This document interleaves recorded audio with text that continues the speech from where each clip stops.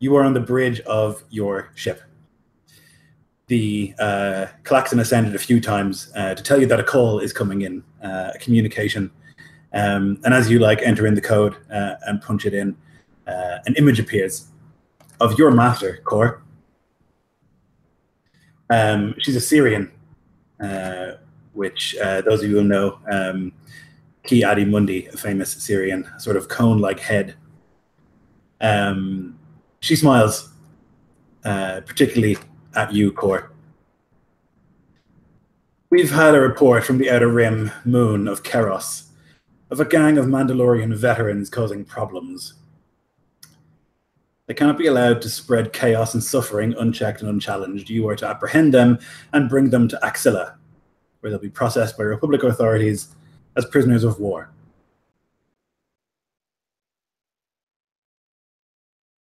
As you say, Master, we will see that they are brought in and that their chaos is brought to an end. Good. They are led by a well-known colonel, a man named Orso Kryze, veteran of both the Mandalorian and of the Exarchun War. He's likely extremely dangerous, so be cautious. Trust your feelings. Mandalorians are an aggressive and warlike people. He will respond with extreme violence to challenges. Be careful, my Padawan, she says with a smile.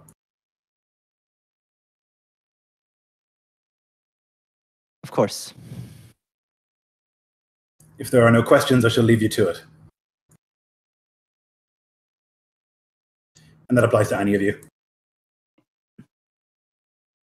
Yeah, Korba just kind of scanned down the line to the others to see if they had anything.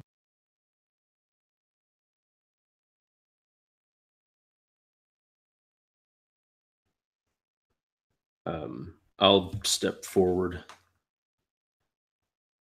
Master, how many of these veterans are there? It's unclear, Padawan. It's unclear. We believe that the Colonel has with him perhaps 10, perhaps more. It will be dangerous, but it is imperative that you take them to be justly and correctly processed. And she will kind of sweep her gaze over towards you, Raid, and her gaze will linger there just for a second. Raid looks back with a smile. He looks older than he is. A lifetime of war has not been kind to him, but he just gives a stern, curt nod in return to that look.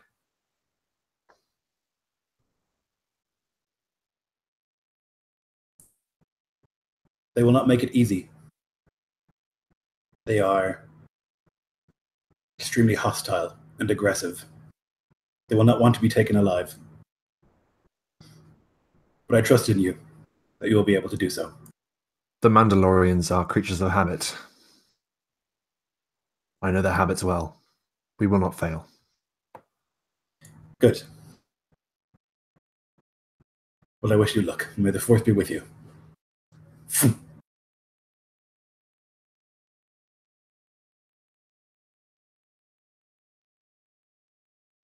So the image fades, and you're on the bridge of your ship.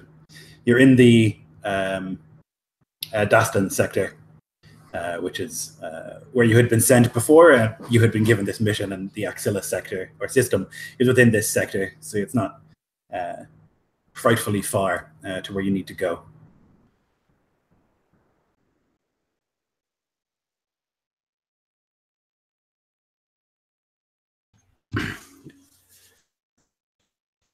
Well, looks like once more into the breach. I'm ready. I'm not afraid. If these Mandalorians won't go peacefully, then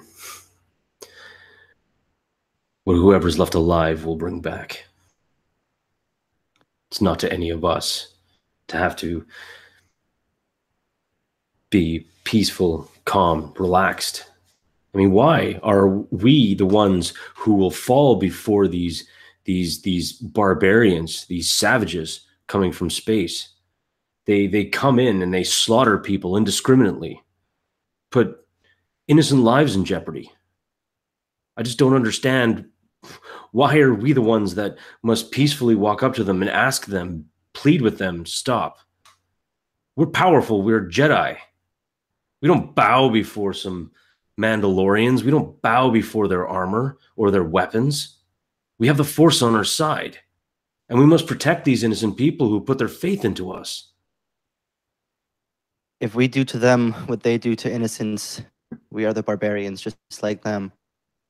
Let's keep yourself in control, Camus. Yes, Master, I understand. It is not fair that we must fight with one hand tied behind our back. Well, they are free to do whatever they will.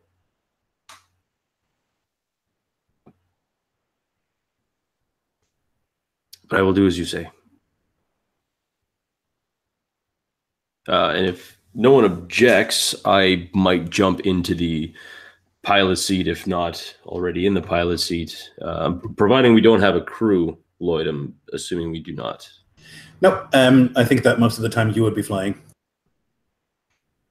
All right, I'll probably jump into the pilot seat and get ready to go if anyone wants to astrogate. It sounded dirtier than it had to be. If none of you guys have astrogation, you do have a astromech with you, a little droid, which you can name if you so wish. Now, this is the Old Republic, so it's not an R2 unit. Those don't exist yet. It is a T. That's a good question. What that thing is called? Can we call it B4R2? Yes. I mean, yeah.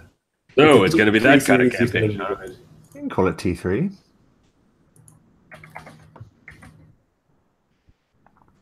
One of these boys. Yeah. So it's T3 something. The rest is up to you. But he would unleash a string of whistles, and move his way over to the astrogation station. Raid is going to look down upon the droid, and as it's obviously preparing to astrogate, he says, "While you're preparing our course T3, any information that you can come up with about the Axilla system would be helpful. It is not one that I'm familiar with." He lets out this low sort of "ooh," but then begins excitedly beeping and whistling at you. He would tell you that the planet Axilla is a sort of a Coruscant-esque enormous megacity. The city covers the entire planet, although it's on the very edges of what would be considered Republic space, so it has a bit of a lawless reputation, gangs and things like that. But it's the only major planet in that system. There are several moons, one of which is Keros, which is a volcanic sort of moon.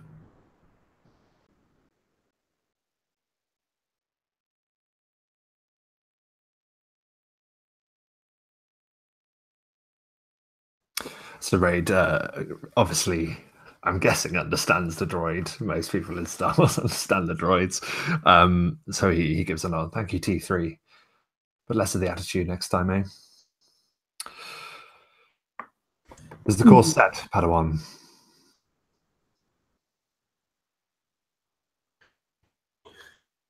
Course is set.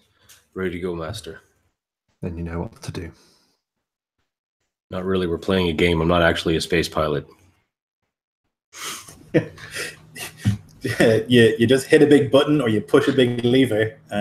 That's what it is. Yeah. You punch it. You punch it.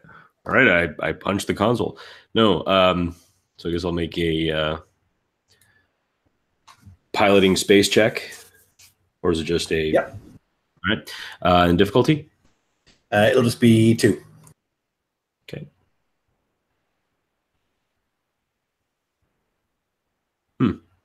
All right. Would you like me to narrate this, or do you want? Right. So punching it just at the last moment, I was thinking thinking about all these what the Mandalorians have done and everything, and just out of anger, I did it I perform it. I punch it. I hit it. But going to the system instead of being a little bit more, I don't know how to say it, like a little bit more nonchalant in getting there. I just kind of like blast ahead, get to the spot, and if anyone was scanning for us, they might maybe have a chance at picking us up. Sounds good to me. Yep. So it's a little bit rushed, maybe, or a little bit too enthusiastic. But nonetheless, there's a, and you begin to see the stars stretch as you fly your way as quickly as you can towards the moon Keros. It'll be less than a day to get there. Is there anything you'd like to do in the meantime? I think this is an absolutely wonderful opportunity to begin some training. So, Raid, at some point, I mean, you mentioned that this ship is pretty large, so I imagine there are a number of different areas of the ship that we can go. So it has like cargo bays, but I definitely imagine one of those is empty, and you have been using it as a sort of training facility space. Yeah, like a dojo or something. Perfect. So Raid is going to summon Shoza there, first of all.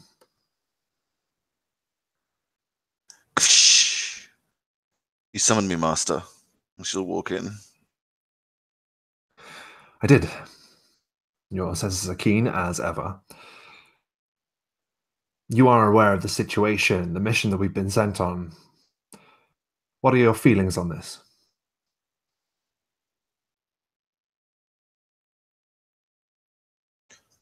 Master Arco's task is no small one, Master. The Mandalorians will not wish to go peacefully. We may have to fight and subdue them, but without killing them, it will be difficult given our limitations. And she'll gesture to the lightsaber at her side, and then out the window to maybe like the gunnery lasers or just like general armaments of the ship. I have been pondering since I heard Master Arco's words on how we might do this. Still, I have no solution, Master. I think regrettably some will die. From what I can calculate, if they resist us, it's near inevitable. There are no definite paths, but yes, it will be difficult, apprentice. And Nika, you can tell me, do you think Shoza has ever faced Mandalorians before? As much as she's yearned to, not like this.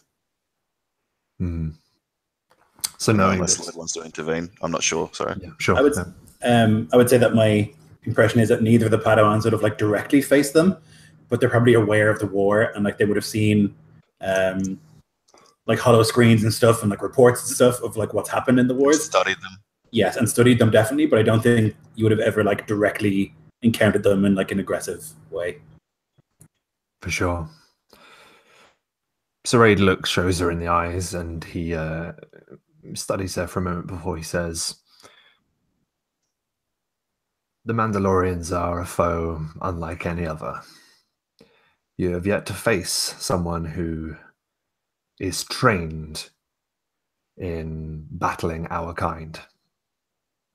They are ruthless, they are merciless. While we must show peace and compassion, we must always be wary. It seldom goes well to trust a Mandalorian."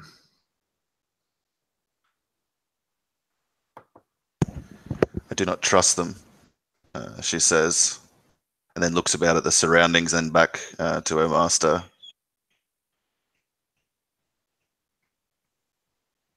Then she'll look down at her hands and his and kind of change her stance. "You've summoned me here for more than this," she says, trying to pierce through the master. Indeed. Your weapon. Present it. To her hand, and she'll reach it forth to her master.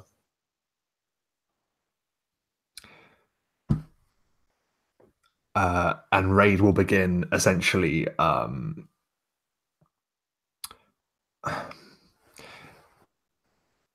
think he'll begin by teaching her some tricks that he might have learned in facing the Mandalorians before.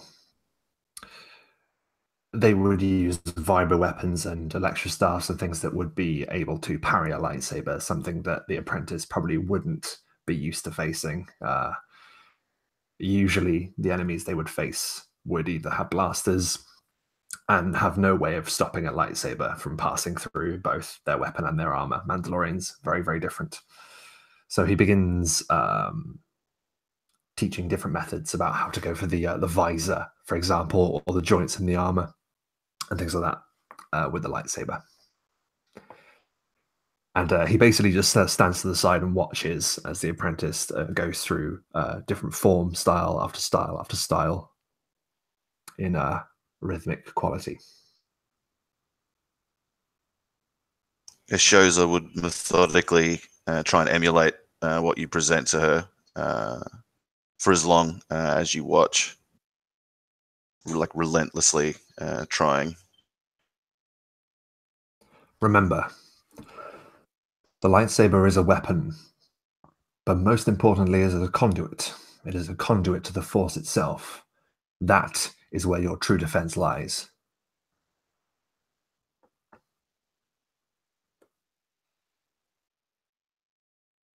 In the meantime, Core, what are you doing in this time as Raid and Shoza are down in the dojo practicing their lightsaber forms? So Core would kind of think back a little bit to the to what his Padawan, to what Camus had been saying earlier, and not wanting to leave it where it was. He would kind of go into the piloting rooms while he was there, and he would sit down, looking out the window, straight out just at the stars whizzing by, but speaking to Camus. I'm going to ask you something. I want you to answer. Yes, Master.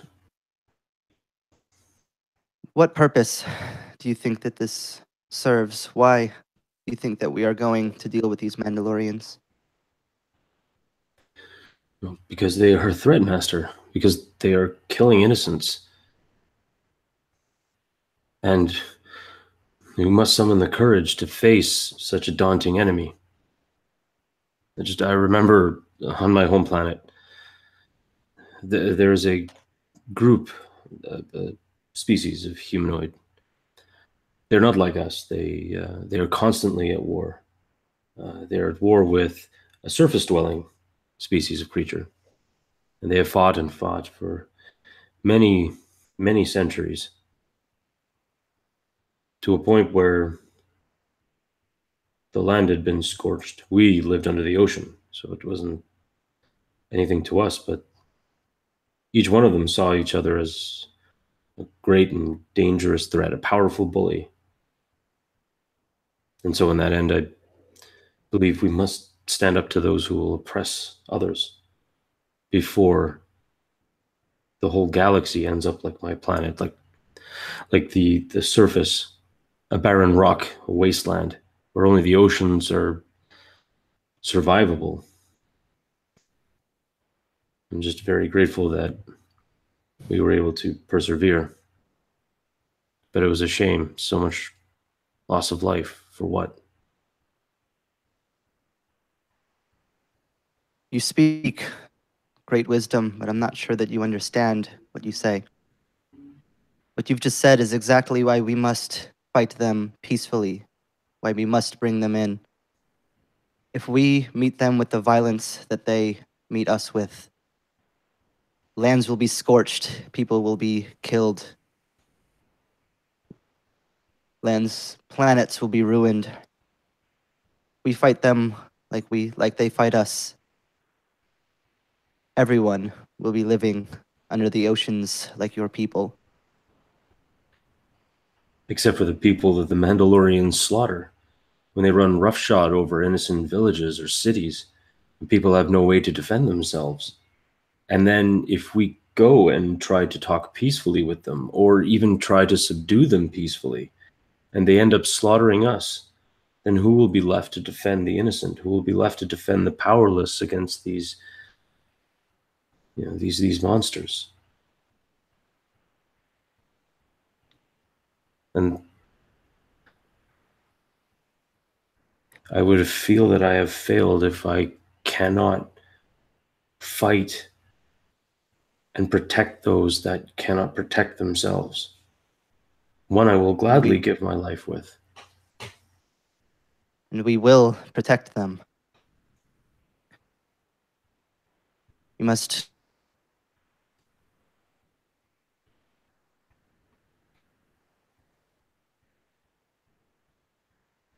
it will lead us to victory.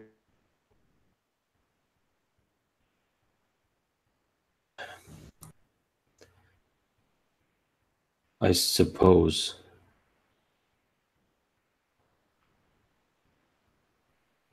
And the reign of terror on the innocents will be dealt with.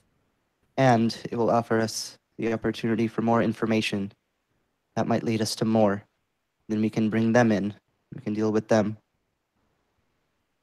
And soon enough, there will be nothing left for us to fight. We kill them. We have no such luck. I think I know what you mean, even through all the audio issues.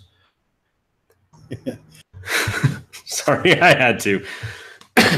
But I do, I understand. But does it not seem like we cannot even teach these people to know peace and to know tranquility the way that we do? We switch at the line back to the dojo as like the lightsabers cross. I think actually Raid wouldn't have activated his lightsaber for this particular task. It would be more of him standing at the side of the apprentice, watching the forms, but absolutely. And he'd say, your focus is sporadic. Does something trouble you? Yes, she reluctantly admits after like a couple of moments and like catches her breath, recovering from the kata and like turning in like formal reverence to her master.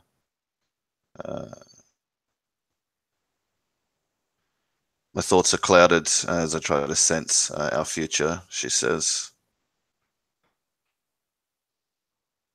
explaining in like almost like a cold, critical fashion why she's not like emulating the techniques perfectly.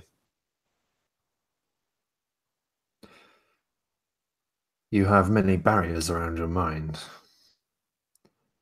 This is a good thing. It is to your credit, and it will defend you, and it will serve you well in the future. As you have taught me, my master. But what I've yet to teach you is that sometimes it is prudent to lower your guard when considering the future. The Force is a nebulous thing, and we must open ourselves to it if we are to gain true insight.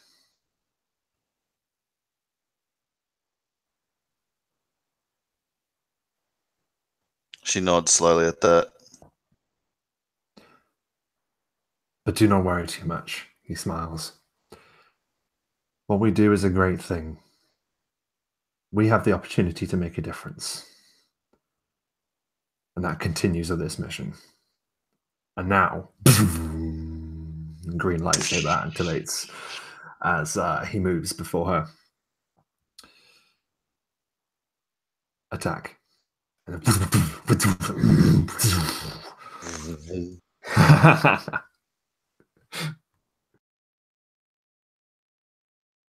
And back up at the in the cockpit, you get an alert, Camus, that you're going to exit hyperspeed pretty swiftly. There's a couple of things that like beep, and then there's like a vroom, vroom, vroom, vroom. as you like slow back down to like a normal pace, and you can see the moon as you like stop and appear in real space again. It's sort of black almost, and you can see that there are like great clouds overhead, and you can see sort of rivulets of magma and lava sort of like visible on the surface.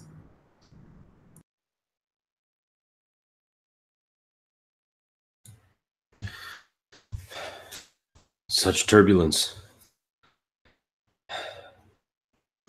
This planet is roiling. It's like it feels the effects of the war itself onto its own surface.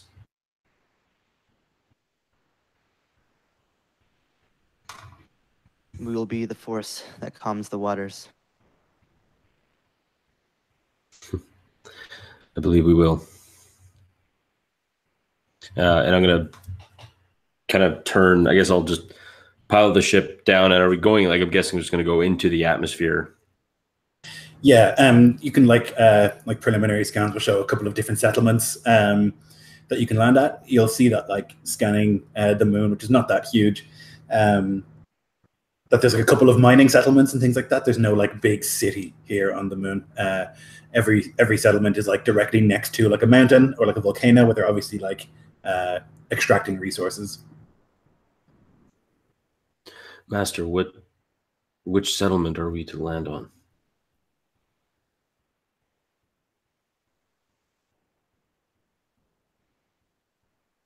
Would we know at all where we're expecting this group to be? So in typical Star Wars fashion, you were told it's on the moon, as opposed to like a specific place. You just have a tendency in Star Wars to land in the right place or to. Well, that's fair. I think Raid could come into the cockpit and say, make a scan of any energy signatures. Anything that comes up with anything in the least alien to this particular planet. Mandalorian, for example. I'm actually going to use this time to break out one of my handy dandy force powers, which is Force Seek. I'm going to roll some force die here real quick just to make sure I can actually do that. Alrighty, that is just enough.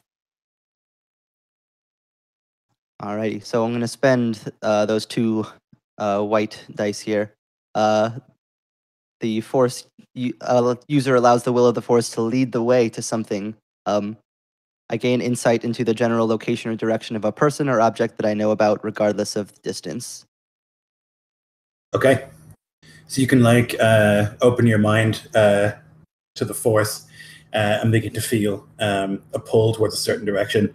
It actually doesn't lead you to one of the settlements. It leads you to a sort of what you would consider to be like an agri sort of combine, where they produce like water and food and things like that on this like otherwise hostile moon, and that's where you're being led to.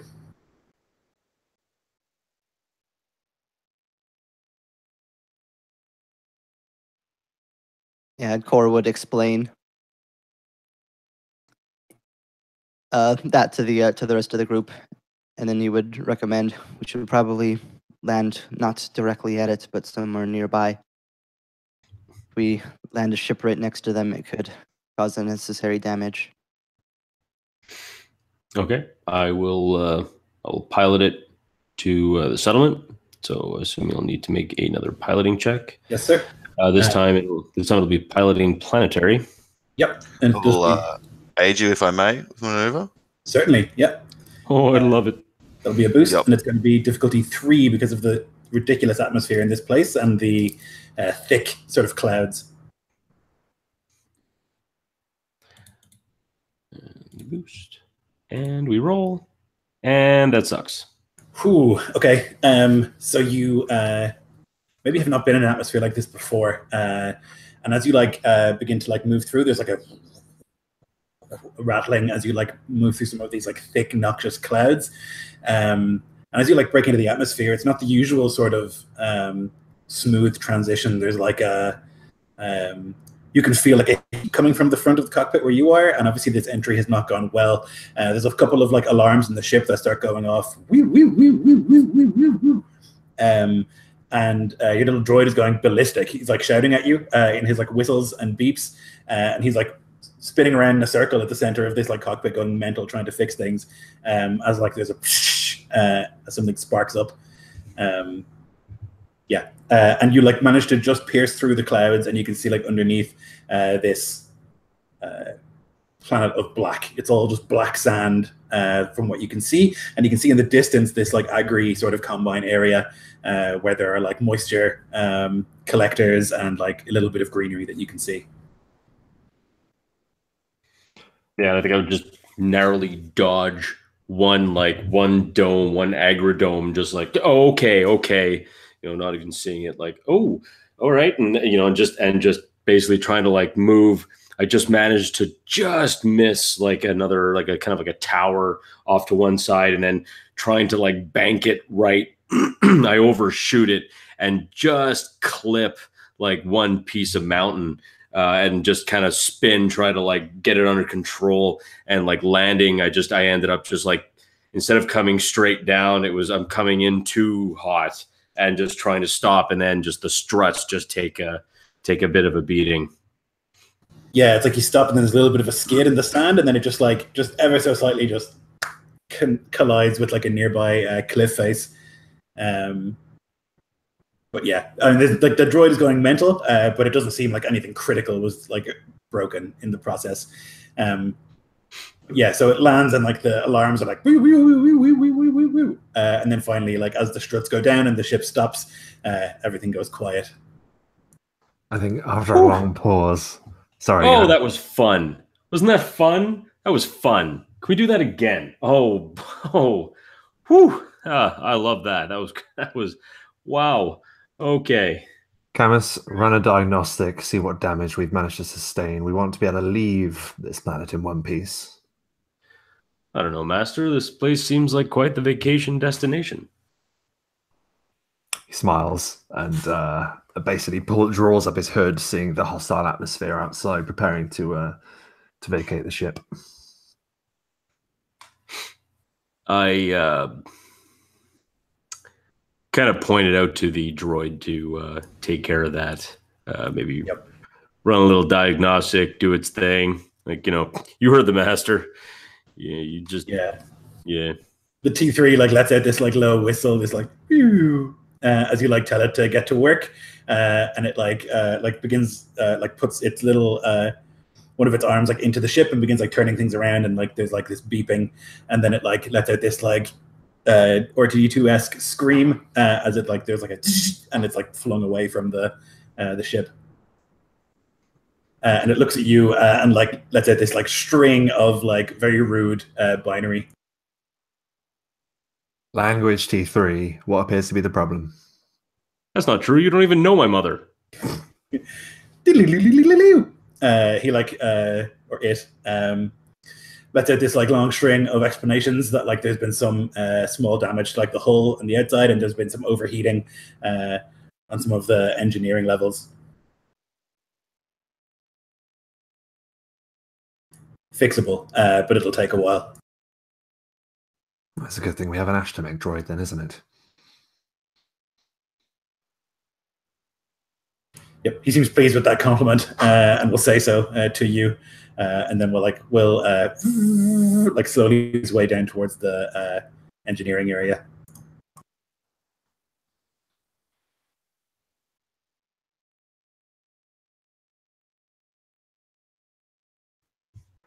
Well, I'm gonna grab my robe, get my concealing robes on, but I'm gonna leave the hood off because I fear no tin people, and I'm gonna slap my lightsaber to my side.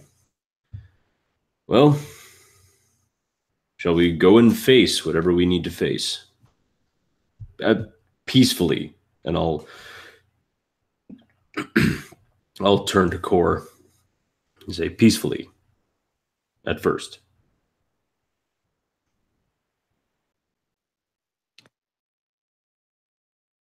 Yes, it is important.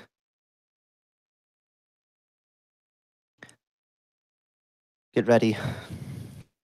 We'll leave once everybody is. Core, We might wish to work out a stratagem before we vacate the ship.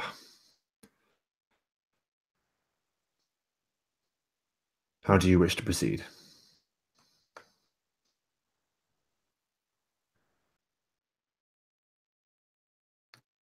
As much as peace is the objective, I have a hard time seeing how this doesn't end with something. So we'll need to plan for how we're going to approach and for when things go bad. How we plan to subdue them. What did you have in mind? You've dealt with them on a much greater level than the rest of us. There's a dark look that sort of crosses Raid's eyes for just a moment as he hears the screaming of a starfighter crashing above him. Lloyd, is there a settlement that we saw nearby at all? Not particularly near here. You had come to this like Agri sort of settlement instead, because it's where the Force-led core. You think like a 10-minute flight away, or if you had like ground vehicles, it wouldn't be too far, but walking, it would probably be upwards of an hour or two. Perhaps we wish to avoid a grand entrance. If we arrive on foot, we'll be far less assuming. We will conduct an investigation when we arrive. For the time being, we shall be mindful. Shall we? So you press the appropriate buttons, and the ramp comes down and like extends, and you can make your way out. The air is like thick and has a sort of like sulfurous, smoky taste, though it's not poisonous. You would like determine that with scans before you landed. And you can see in the distance, maybe a couple of minutes away, the Agri Combine, this sort of like facility that makes water or like extracts moisture from the air and like creates food and things like that to supply the surrounding settlements.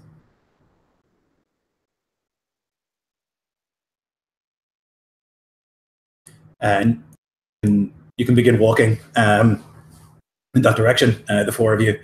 As you kind of get a little bit closer, you can immediately tell something is not right. There's no lights on, and there is smoke coming from one of the domes, these like biodomes. And as you get close, you can see that like the main entrance has been blasted in.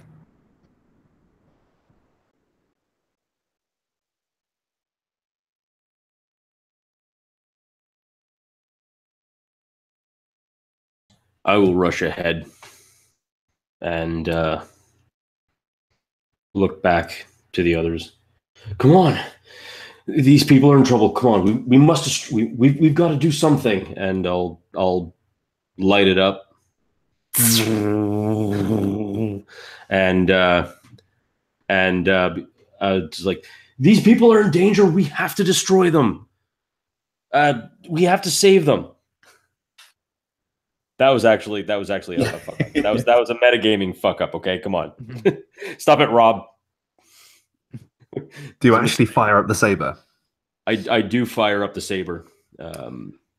Raid is just going to look at Core because from the time that they've traveled, and I'm sure they've traveled together a fair bit, I'm sure they know each other pretty well. And I'm sure there's kind of an etiquette thing where one master doesn't tell the other apprentice off. Do you know what I mean? But he has to bite his tongue. Yeah. He's like, what's he doing firing up his lightsaber straight away? Core is actually, and Mike, you can tell me if you'll resist it, but Core is actually going to pull the lightsaber out of your hand with force pull. Well, okay, now here's the thing. So I'm going to be gripping it pretty tight. So it won't be like resisting you, but I'll be gripping it tight enough that, you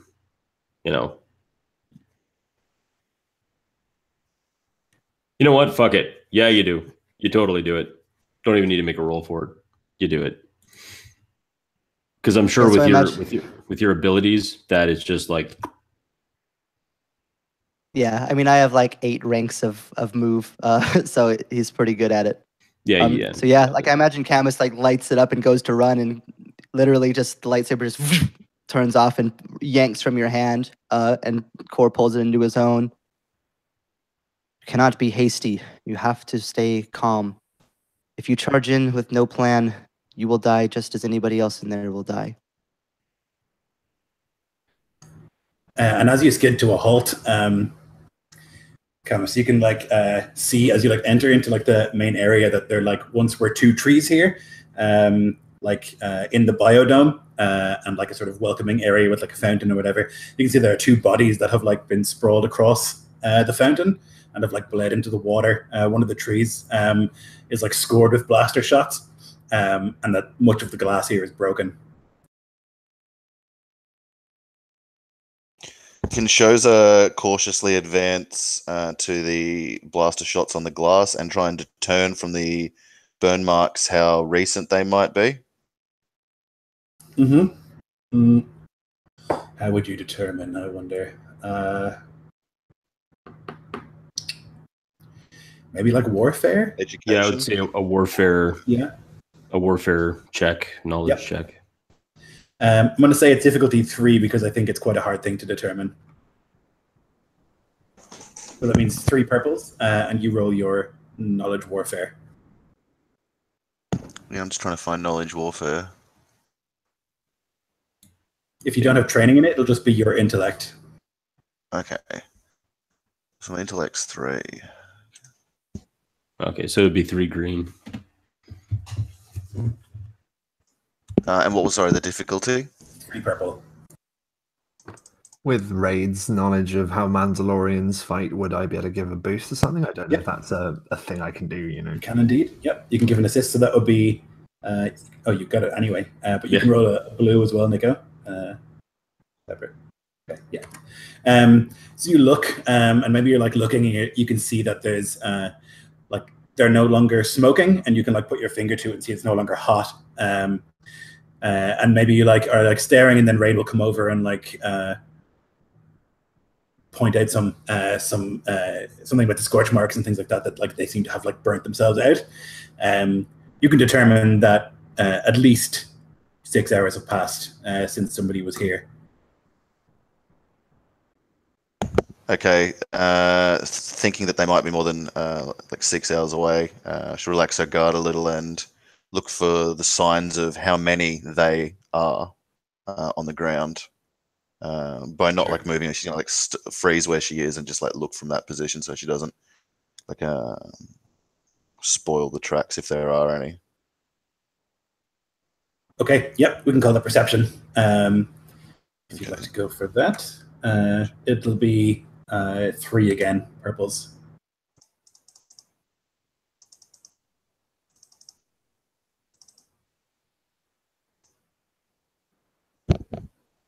So you struggle to determine. It's a lot of chaos and broken glass, and you can see that obviously people have been running around here.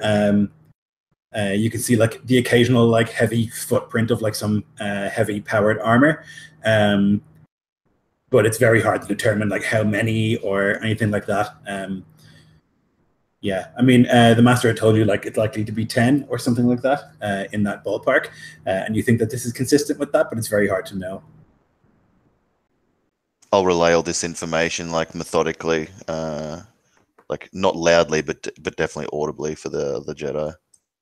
I think Raid at this point gives a nod, and then he closes his eyes and he reaches out with the Force as he attempts to sense the surroundings. And with sense, I can see if there are basically anything. Let me read it just so I get it right. Yep. The user may spend that thing to sense all living things within a short range. So, what do I roll? You roll your Force rating, which I think is 2. Yep. That's the white dice. So roll 2 of those. 2 of those. Okay. I don't. Okay. That doesn't look great. That's only dark side. Now, if you want to use them, you can. But it seems I don't know if Raid would or not. If you do use them, you'll take 2 strain and gain 2 conflict. He won't. So I think it makes sense then that you see this sort of Mandalorian massacre before you, and as you try to use the Force to sense, you are flooded with images of previous scenes like this that you would have seen, the massacres that the Mandalorians leave behind them, and yeah, Yeah, he sees Duxon, he sees Chandrilla, he sees Onderon, places where he's fought and where we've seen thousands die in a similar way, blasted into ash almost. And he looks down at the ground for a second and then to his apprentice. You've done well. We should proceed with caution. And he gives a side eye to Camus. Yeah, and Cora will walk up next to Camus, kind of pushing the lightsaber into his hand and closing it around it.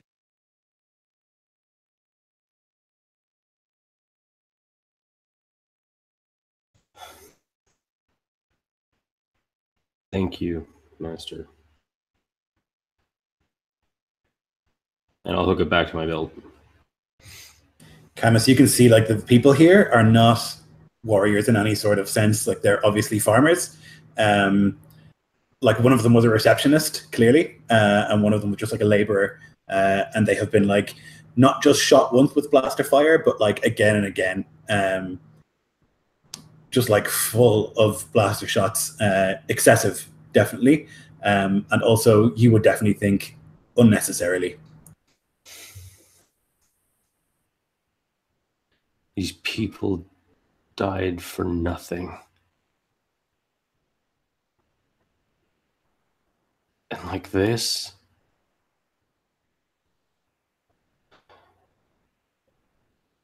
How can we expect to show these people mercy? How can we expect to be good with these people? Look what they do. Remember, you have to remember who the monsters are and see that you're not one of them. I don't kill innocents. I could never hurt an innocent person. But this, they are not people, they're animals. They're monsters. You're wrong, Padawan. They are people. And they have a logic, despite how twisted it might be in comparison to our own. Do not mistake them for animals. They are considered, they are thoughtful, they are careful, and they are strategic. Do not be blinded by the death that you see before you. It is how they operate. They leave these behind to frighten those that come across them.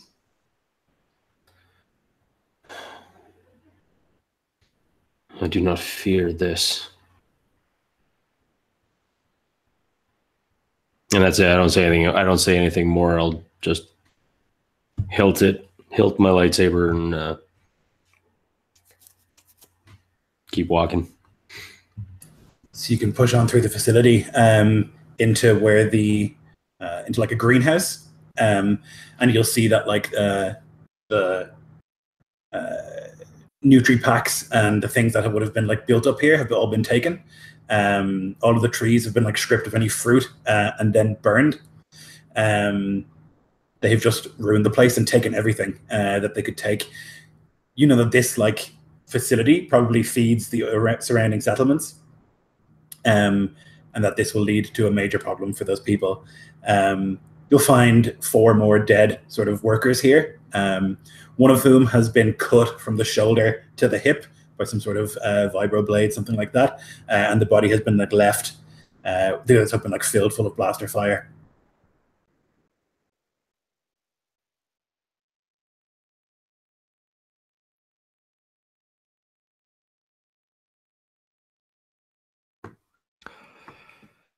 From the looks of this has confirmed what I had already suspected. Mandalorians are choosing these targets to draw us out. I've seen it before. This could very well be a carefully placed ambush. It is likely that they already know that we're here.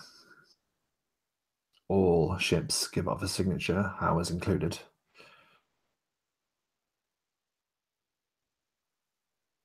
We must be careful.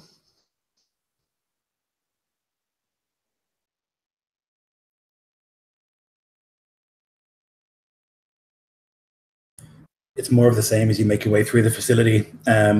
You'll find like 3 other biodomes like this, all stripped of every sort of piece of resource that you could imagine. Every Nutri-Pack, every gallon of water has been taken, it seems. And those that they couldn't carry have been destroyed, like spilled onto the ground, or like soaked with water or whatever else, with oil, so that they cannot be used. And as you like make your way through to this facility, there's like a central hub that has like actual trees inside that have been grown in this greenhouse. Those have been burned, and from one of the burned trees, there are 6 other workers hanging that have been hanged there. Beyond that, they have painted the symbol of the mythosaur, which you would know if you've been through the wars, the sort of horned skull of an ancient Mandalorian monster. It's been like painted on one of the trees where these 6 bodies hang.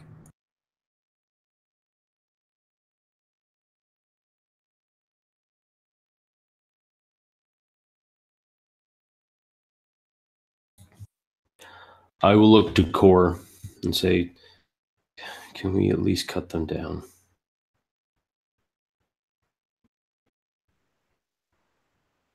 Please, Master.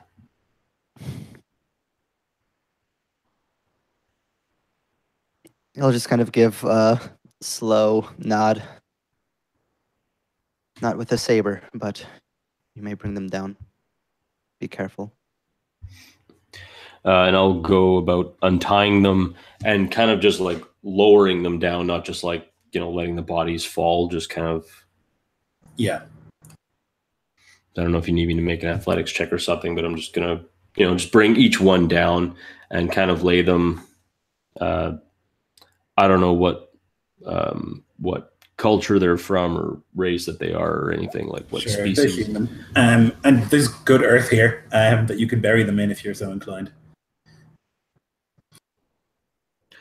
If it can be done fast and it wouldn't hold anything up too much, then, I maybe would make a hasty, a couple of hasty graves. But if it would take too long and not make too much sense, then I would at least lay them cross their arms and do so with a little bit of like dignity. So I think that's probably what we would have time for, because you don't know if, like to dig what, 4 graves. 6 graves, excuse me, 6 feet deep. Yeah, so I'll just lay them down. Wait, is there a check for trap skill? What are the rest of you guys doing?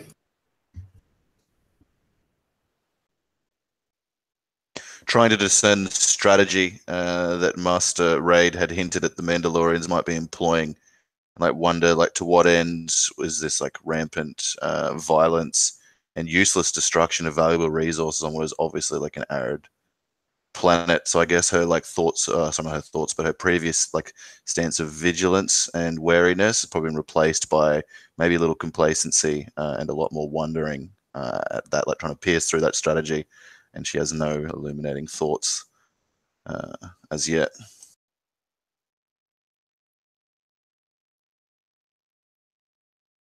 Core would have kind of gone off to one side, on the side of the dome that of the direction they're heading in. Ronnie's just gonna kind of be standing, waiting, but he's gonna close his eyes and meditate, reach out with the Force. So it's only short range, so I don't imagine that he'll probably feel anything unless somebody's right there. But I'm just gonna use sense. If you need me to roll, it's only costs 1 success, so I guess I might as well roll anyways. Yeah. Go for it. Yep, so that's enough to activate it. Yeah, so you don't sense anything living here beyond the 4 of you within the short range. I guess you would sense some plant life that they haven't like totally destroyed, but other than that, there's nothing that lives here. I think as Core has his eyes closed, Raid approaches and stands almost shoulder to shoulder, looking into the horizon, whilst the apprentices are busy behind them.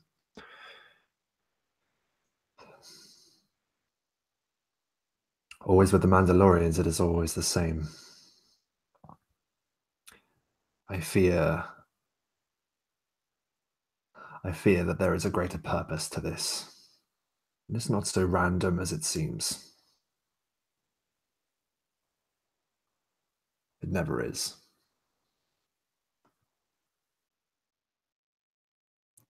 I think you may be right. They use chaos as a weapon, as a tool, not as an accident. We need to be careful. Whatever they're up to, we need to try to find out.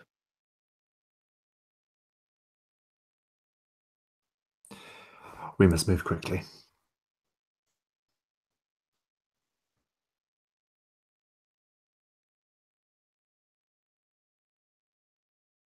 So you can place the bodies in a more respectful position and move through the rest of the facility. It's more of the same. You'll find more bodies every time you move to a new area, and more of the same kind of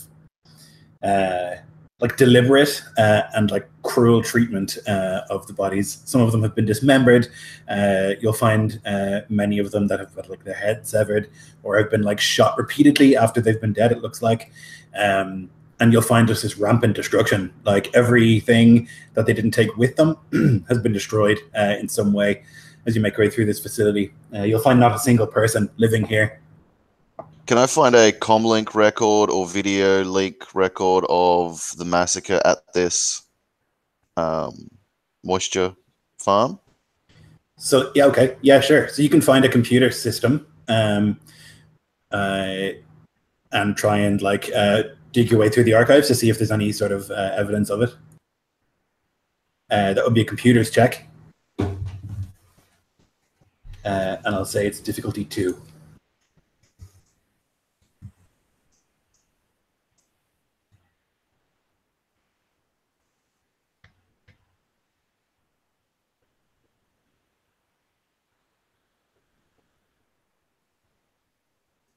So I got 4 stars and a circle. Yep. So you begin searching, your fingers dancing across the keyboard of one of the remaining computers, and you can see there's a very short vid clip of the entrance area. You can see the receptionist person is hiding behind the desk, and she's typing as quickly as she can, as you can hear until finally the doors are opened, and with amazing speed, a group of Mandalorian warriors all dressed in that sort of armor move in. One of them immediately searches and finds the camera and fires something at it, and the feed ends. You could count 6 before the camera was shot. I'd bring this over to the masters and show them and say, these biodomes likely supplied the settlements that surround this area of Keros. They're beholden to it. Perhaps the Mandalorians wish to monopolize the resources here by destroying this and taking what they can. They hold the other settlements in sway then, and so have power. Keen observation. It is likely true. She doesn't seem so convinced at her own hypothesis, but she'll say there were 6 that I counted, and then hand over the chip or thing, whatever it is, before moving back respectfully, and then off to continue a search of the facility.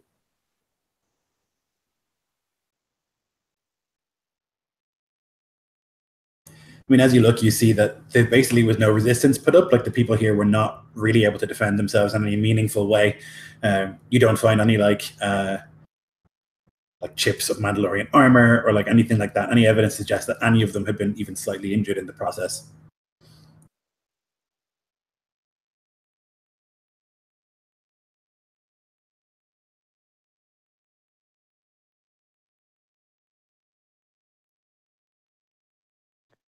Are there maps in this facility of surrounding settlements or geography? Yes. That would be more detailed than the topography we got from T3? Sure. Yeah, so there would be 2 settlements within a day's travel that this place supplies. And you can see the route that they take and that kind of thing on the computer system. Other than that, one of those settlements is a mine, and other than that, near here, there's quite a few active volcanoes and the like within like a 10-mile radius. Can I hook T3 up from our ship to link into these records and get him, like, use his computer brain to scan through them, like, for parameters that I need? He would have to be here. Okay. Yeah. Can I work these computers to scan for habitable elevated positions or habitable subterranean positions between here and those settlements? Definitely. Yep. So you can make the computers. I'll say it's difficulty 3 this time because it's a little bit more involved, but it's definitely possible. And would I be able to climb anything, get some elevation so I can scan around and look to see if I can see anything? Yep. If you wanted to like go outside, you could climb one of the like taller moisture collectors. Okay. If you want to give me athletics. I think there's nothing in these scanners, I'll say. For like the actually, I'm by myself, I think, so I wouldn't tell myself what I know. I just kind of frown at the screen. And what's the difficulty on the climbing? I'm going to say it's 2. Okay. Oh yeah. Okay. How do we parse that? Yeah, I know, right? Okay. Very opportune failure. Okay, I think I have something. So you're like attempting to climb and you're struggling somewhat. Like it's a fairly smooth sort of tower of metal, and you're like trying to find handholds and footholds and things like that. At one stage, you like maybe concentrate and like use your force to like leap a little bit higher, and you can see just for a second this like flare, not like up in the sky, but like a flare of metal in the distance towards one of those volcanoes. All right, I'll climb down. Like I'll kind of shoot down, and I'll relay that information to the others.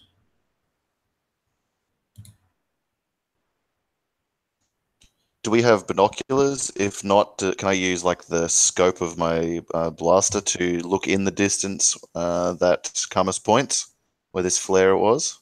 If anyone bought binoculars, then definitely. Otherwise, the blaster doesn't necessarily have a scope. You'd have to like, would have to be a specialized one. Yeah. Oh, okay, right. Okay. Damn. It's good thinking, though. Yes, definitely. We should get one. I'll put that on my list.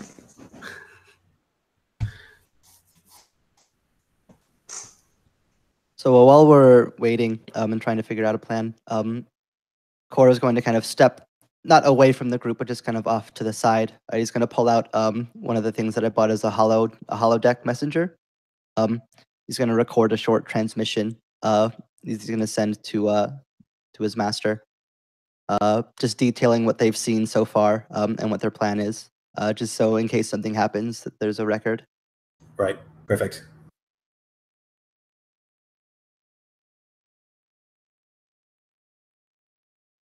So you can like step out of the facility and like the hot wind will like blow your robe as you like hold it out in front of you and like speak and record the message.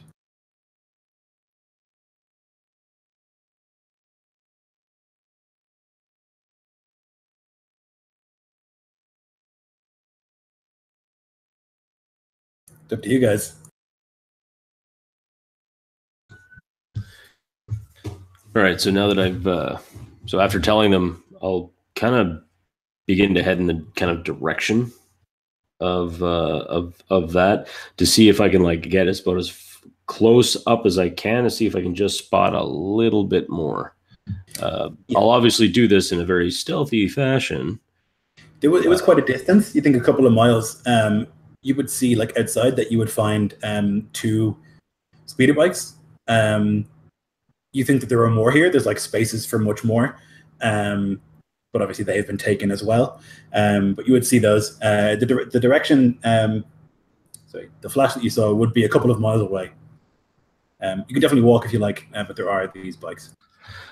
Okay. Would we be able to reference where from the map that we looked at up at the computer that was pulled up, that shows it pulled up, would we know the direction that the glint was headed in, if it was like towards the mine or towards one of the settlements or something like that? Yes, absolutely. Ooh, good call. I'll get that back up again and kind of cross-reference and try and triangulate that. Excellent. Yep. So with all of you working in tandem, you can determine that it's by one of these active volcanoes where the flash came from.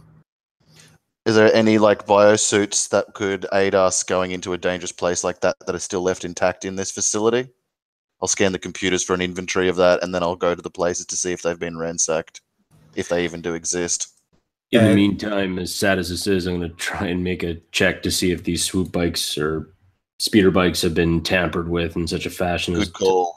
jump on, they would explode, which would suck. Yeah, why leave two? Like, why not take them? Good call. So you can make a mechanics with a difficulty of 3. It's going to suck. And Shoza, you like search through the records, and you can see that there would have been like 2 suits for like exploration of like these more dangerous areas. But as you get there, you can see that they have been like slashed to pieces and ruined. Even the helmets of both? Yes, absolutely destroyed. Are there any breathing apparatus? I know I'm stretching the friendship here, but I don't like the idea of breathing in noxious, sulfurous like clouds. I actually would imagine that as Jedi, you would just have a breather. Excellent. I'd have that in. Like, I think it might be part of your like multi-tool sort of kit thing. Sweet. Okay, so Camus, was that you? Seem fine. Yeah, they seem fine. They're fine. I mean, to be honest, and I think Raid would probably express this anyway, knowing that speeder bikes, they make that noise. So perhaps a stealthier approach may be wise. We can hide these here and use them if we need, if we're found out to speed towards the spaceship. Agreed. Camus, if you're able, prime them so they're able to be activated and utilized immediately. All right, I guess I'd like to get them in such a way that that all we got to do is jump on them Ewok style and just take off with our tiny little furry legs dangling off in the background, expertly dodging trees, though never have taken a single jet speeder bike lesson in its life. So are you just going to turn them to face the direction of the ship, or are you going to actually turn them on and like try and move them in that way? I don't know if I'd turn them. No, that would be metagaming. I would just prime them. So just prime them. Maybe just get if there's like some sort of a pre-ignition ignition. Maybe switch that on. Kind of get that ready. Sure. Yeah, and then probably turn them. Maybe just like move them off. So it's quick exit. Yep, you can do so. Have I blown up yet? Nothing. All right. Okay, shit's looking up, everyone.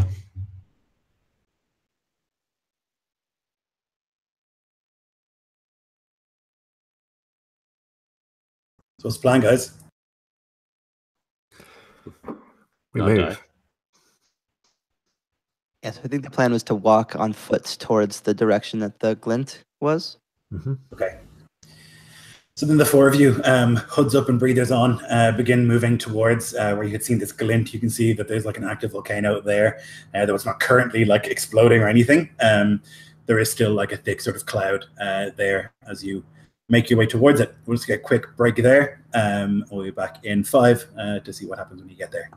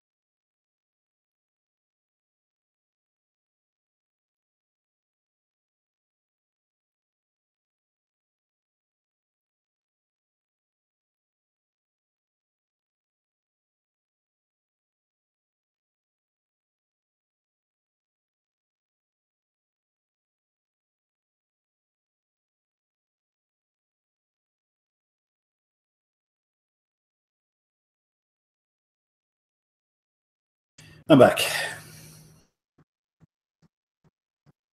I am also back. So how's it being a master? It's a lot. It's like so tough because it's like I'm not usually, and like my characters, like me as a person and my characters aren't usually just the like, no, you must be stone and cold and blank and have no emotions and no. So it's like it's really tough to be that, especially when you have someone like Mike who's like totally killing it, but like who's really pressing hard against it. Yeah. Like have to try to like justify all of it. And it's like I as a person don't believe it, but like the character is like For sure. dead set on it. Yep. I think it's great that we have somebody who's like so vocal about it and like asking those questions, because that's what a Padawan I think like does to some extent, is like has to like ask those questions and like be like, but why don't we just like fucking deal with them? Like they're obviously bad dudes. Yeah, it's great.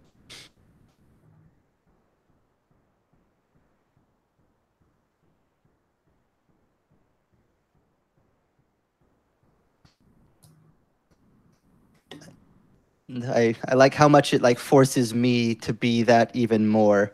'Cause it's like if no one asks, then it's just like you can just kind of do whatever you do. But when he like sets it up with this huge big conversation ahead of time, it's like now I kind of have to embody that extra to provide some kind of counterbalance to it. Yep, for sure. I just finished my bottle of water, so I'm going to get another one back in 1 second.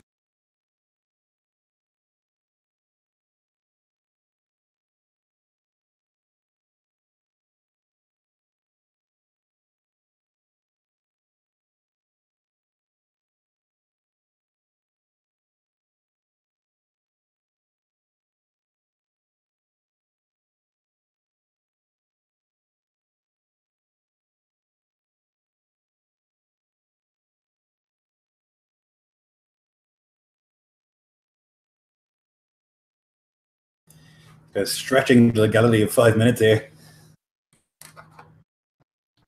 I'm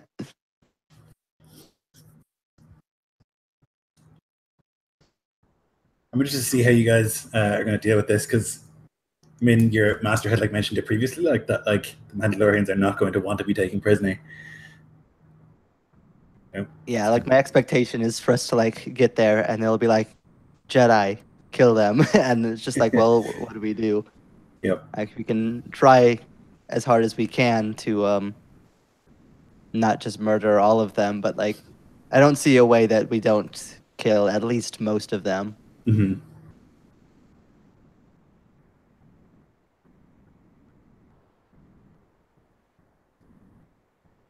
So I will certainly try to find a way. I don't think it's gonna pan out though.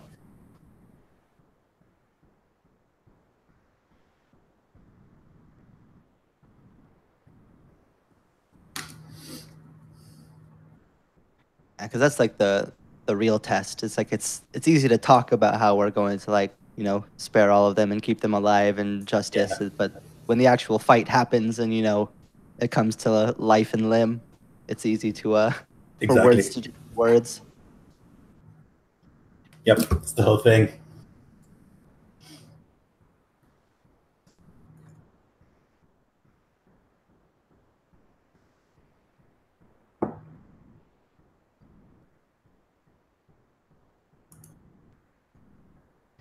It's always like this thing with like investigation missions where like I really need you to do this stuff, but then also like if you're stuck, sometimes there's like the moment where everyone's like, I don't know what I'm supposed to do. I don't know what the answer is, but also I don't want to be like, and here's the answer. Yeah, that's where if worst comes to worst, I can just like, and I used Force Seek again. Yeah. What do I sense this time? It's one of those tropes, I think, in Star Wars, is that people just always land in the right place. Like, there's like a whole planet, and they like land 3 feet from where they need to be, Yeah, or like they land like a mile off and then walk the rest of the way. Yeah. I believe that's called plot astrogation. Yes. Yep.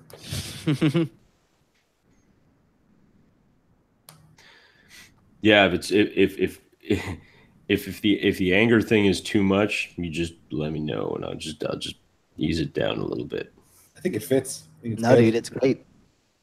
Like I was telling Lloyd a little bit before I think you got back, but like it actually really helps me like be the kind of character that I'm trying to be even more, because it's like you force me to explain like the logic and the reasoning, which like makes it a lot easier for me to kind of follow through. So I like it a lot. Either that, or it'll just become dark side and kill you all. That too. That too. I don't think that'll happen though. I mean, after all, eventually I'll have to change my name to Kit Fisto and just be like, Super Nautilin Jedi. One of the best Star Wars names. Yep. That is actually the best. That is the best.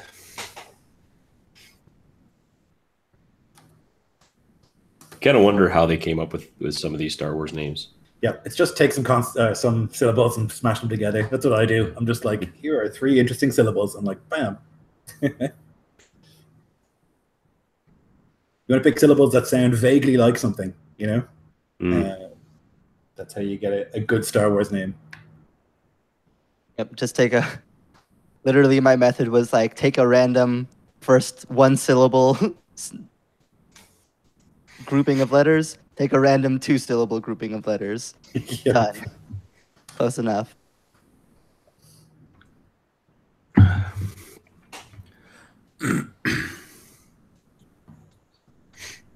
Yeah, I think I may have spread out my character too much, but I'm actually okay with that. I'm okay with that. Sure. I mean, it's a campaign, so it'll pay dividends in the end. Yeah, my main concern was like if I just went straight Shicho Knight, then yeah, great. I'll have like some interesting stuff to like to do and whatnot, but I won't really be like kind of like that. Like, eventually I'm going to have to pick something else, but that's why I figured, no, you know what? Maybe this guy used to be he was a pilot before. Yep. And it's like, yeah. So that's why I think that's. It's tough as a Padawan anyways to like go like I had 150 extra XP and I still had a hard time to like actually decide how to put everything out, like so to do so with like only like 100 XP or whatever. Like there's only so much you can get. Unless you like literally just pick like I'm gonna be good at one thing and I'm gonna be really good at it and spend all my points on it. Yeah. Well, that was the other thing why I wanted to. Also, like, because that's one thing I like doing when I build a character here is like, okay, now how do I mess with with his characteristics to make him better? So I usually go characteristics, then I'll play around with skills to find something good, and then, okay, I've got 45 points left. Let's pop that into talents, and then I'll kind of go down the talent tree and whatnot.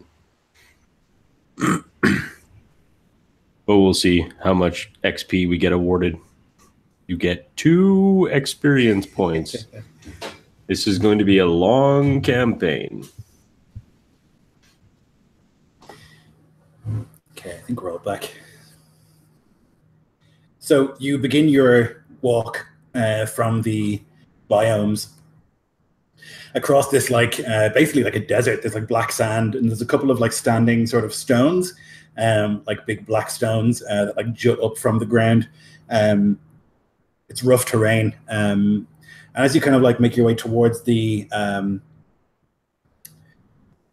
volcano itself,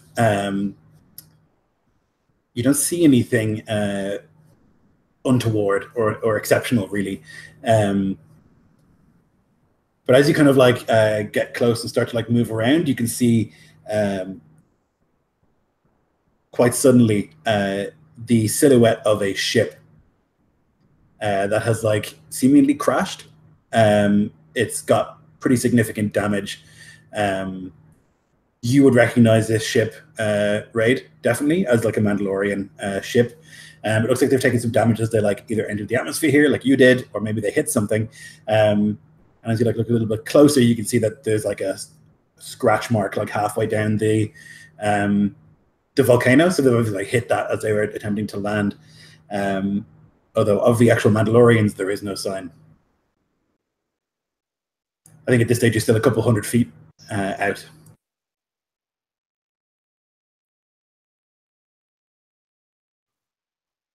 would appear that the Mandalorians suffered a mishap on entering the atmosphere. Yeah, and I wasn't even piloting for him. Perhaps their intentions were not as we originally thought. They crashed here. They could just be banding resources to try to stay alive until they can leave. I won't set that as their only motivation quite yet, but something to consider.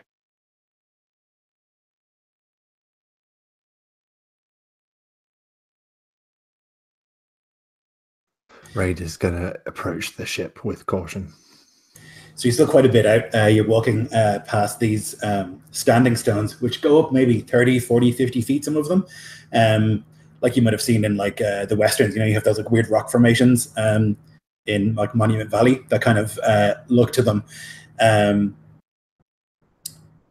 you like pass by those, you can see like that it's a pretty steep incline up to where the ship is, but it rests on a sort of plateau of like sand and rock there. How close are you intending to get?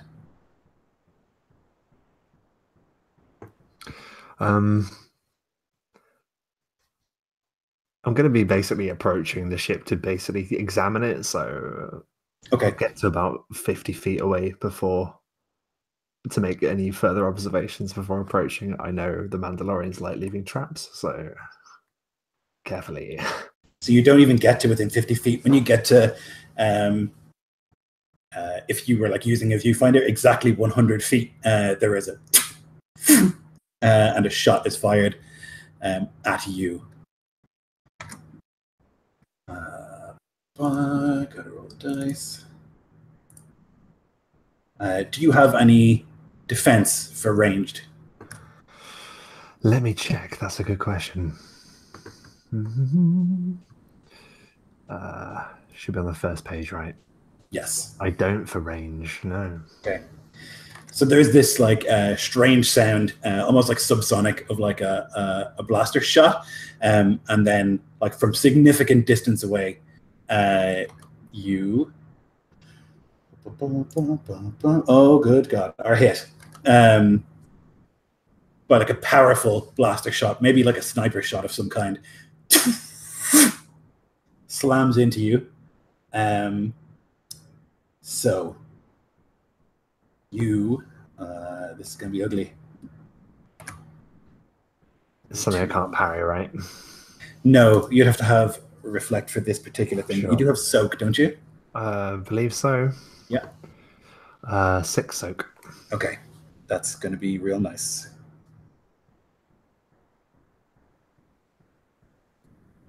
So you're going to take 5 damage then. Okay. From this like sniper shot that's going to like catch you in the shoulder, and I need you to roll me a percentile, please. Okay. 90. Uh-oh. That's bad. Yep.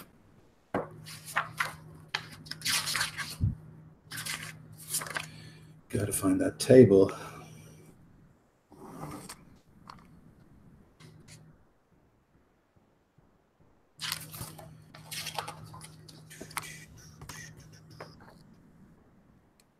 Okay. 90, you said? Yep. Okay, so this like blaster shot fires from like across the canyon, it seems, and like connects with you. You are compromised. You're going to increase the difficulty of your skill checks until the end of the encounter by 1. So it's like this big shot that just like fires, and then like from atop one of the things behind you, the big standing stones, you can see like one Mandalorian stand. Although this is not the one who shot. He like pulls a blaster and like points down. And you can see at the ship, 2 of them, like from underneath the sand, like come up and like point as well. And there's like a on the comm link, you're going to want to turn around, Jedi. I think as he wheels around from the impact of the shot, Mandalorian's obviously particularly good at shooting Jedi. As he whirls around, he uses that movement to take the saber from his belt. It activates and he holds it in a defensive position. And he says, "We're here to discuss your presence here, Mandalorians." Our presence here is not your business. Move along. You made it our business when you slaughtered innocents. They had things. We took them.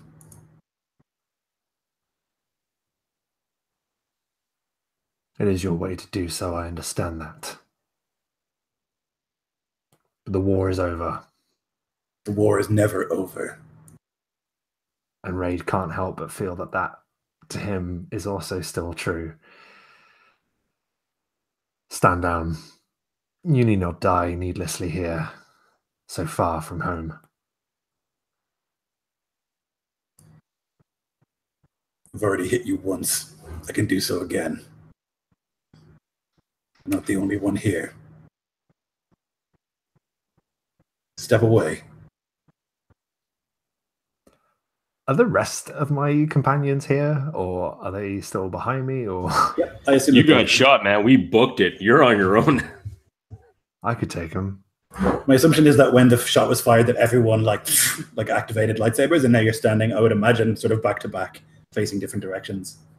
Yeah, I wouldn't have been too far behind my master, and as soon as the bolt fired, my lightsaber would have turned on and would have rushed forward to try and protect him, but failed. And I would have stepped in front of Core, my lightsaber drawn. Ray's going to try something. He's going to try and use influence before this escalates further. So Okay. he is going to attempt to guide, shape, and twist the thoughts and feelings of another. So I don't know what I have to do for that, though. A good question. You'll roll 2 white dice. Okay. Does it also require a skill check for influence? Nope. No? Okay.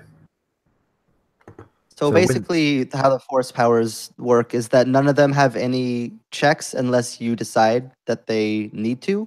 So if the person that he's trying to influence is like either a force user or like a nemesis level enemy, then you Yes. can have a discipline standoff check.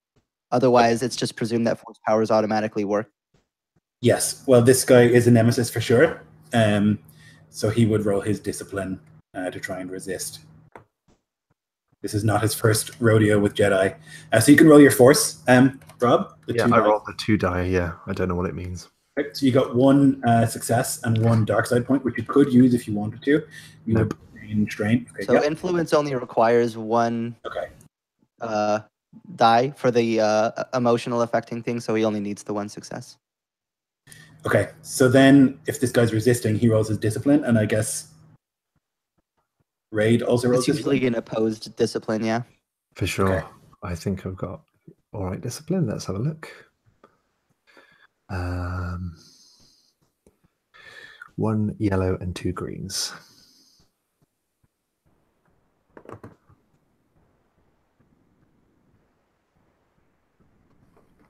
Okay. Yep. So it will succeed. What are you attempting to do? Calm him, basically? Yeah, I'm just saying you will tell your men to stand down. We can come to a peaceful agreement here. No one needs to die. There's just like static on the comm for a second. No one needs to die.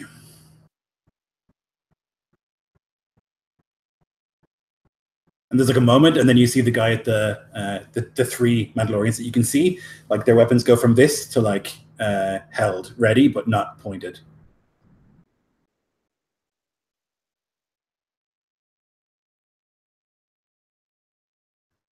You're clearly stranded here.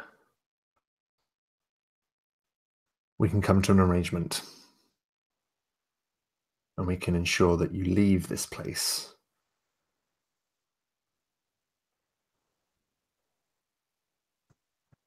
What arrangement? You people are liars. We can ensure that your ship can be repaired. On what? Take us to prison? Take us to some kind of republic internment camp? You will be within our custody, but you'll be alive. Maybe I'm the first Mandalorian you've spoken with. This is not the case. Then you know that we'd rather be free and dead.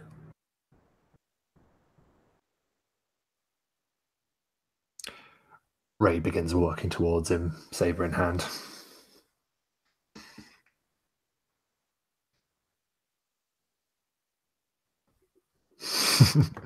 Shoza gives a worried master.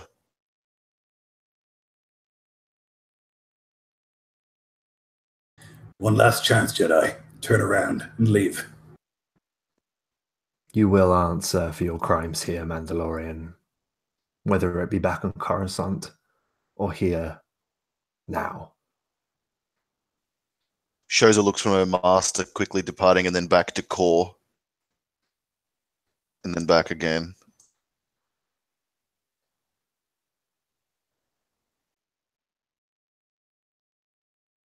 Core And we'll just steps follow up him next to Raid. His lightsaber is out, but not ready. His hand never going too far, just in case. I will start advancing. Everything Okay. I've researched about Mandalorians tells me this is a death trap, so I'm gonna like move to the side, keep my master in sight, but not stand in a small group where like one grenade or rocket could just kill all of us. So you begin to fan out, and as like the aggressive sort of action continues, there's like silence on the comm. It like is cut, and then you can hear like the of like blasters getting ready to fire, and we roll initiative. So you can roll.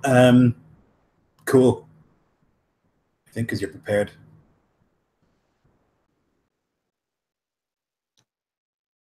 It's always a bit weird in this one when you have like one that's a lot better than the other. Yeah. Yep.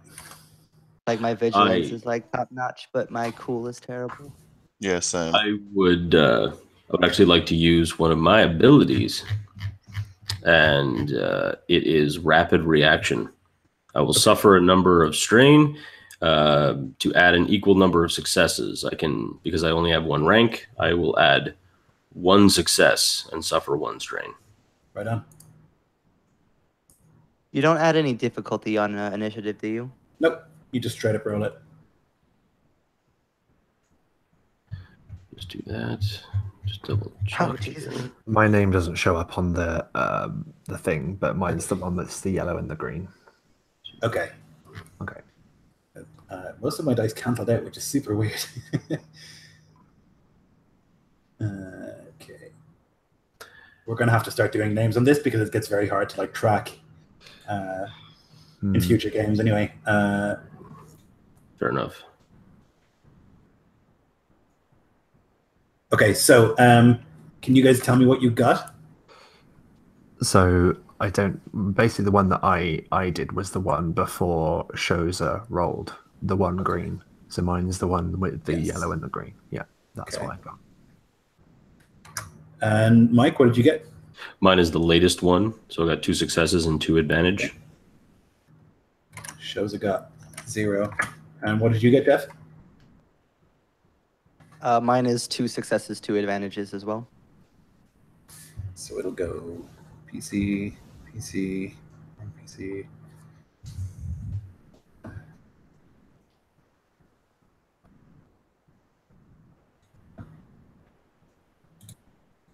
Okay, so it'll go you guys, bad guys, you guys, bad guys, you guys. I'll put that in the chat in a second. But it's you guys who act first. So you choose between you who goes first. I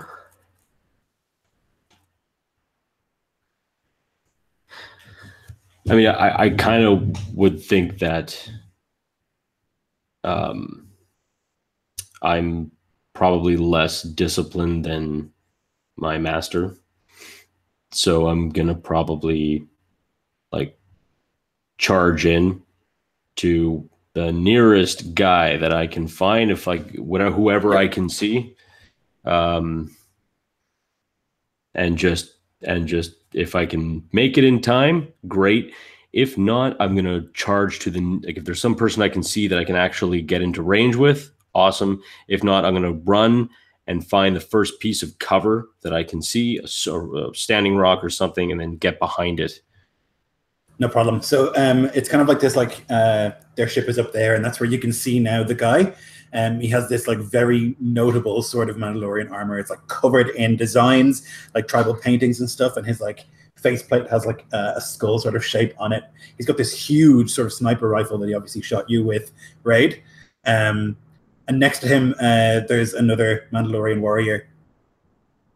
Then on the ground, basically coming out of the sand, there's a group of 3 who you can get to, definitely, Camus, who are like within close range of you. They each have like vibro blades that they're like pulling out at the moment.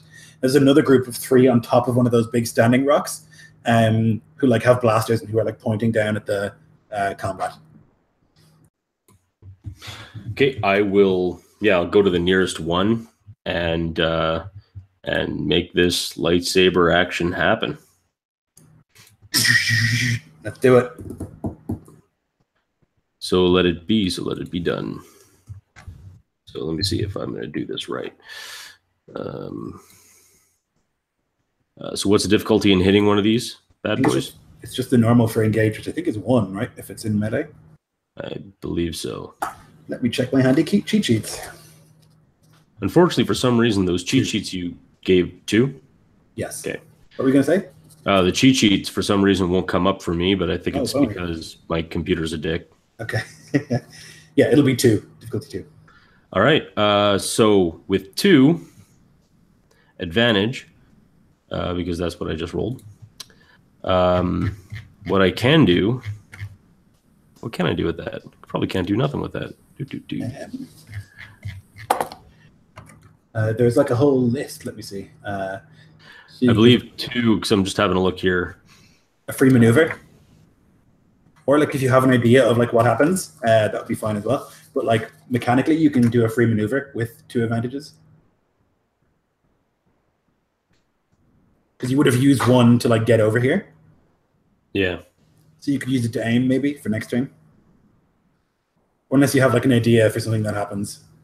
Yeah, well, here's the thing. This actually crits on 2. But I guess you still have to have a success. Yeah. Son of a bitch.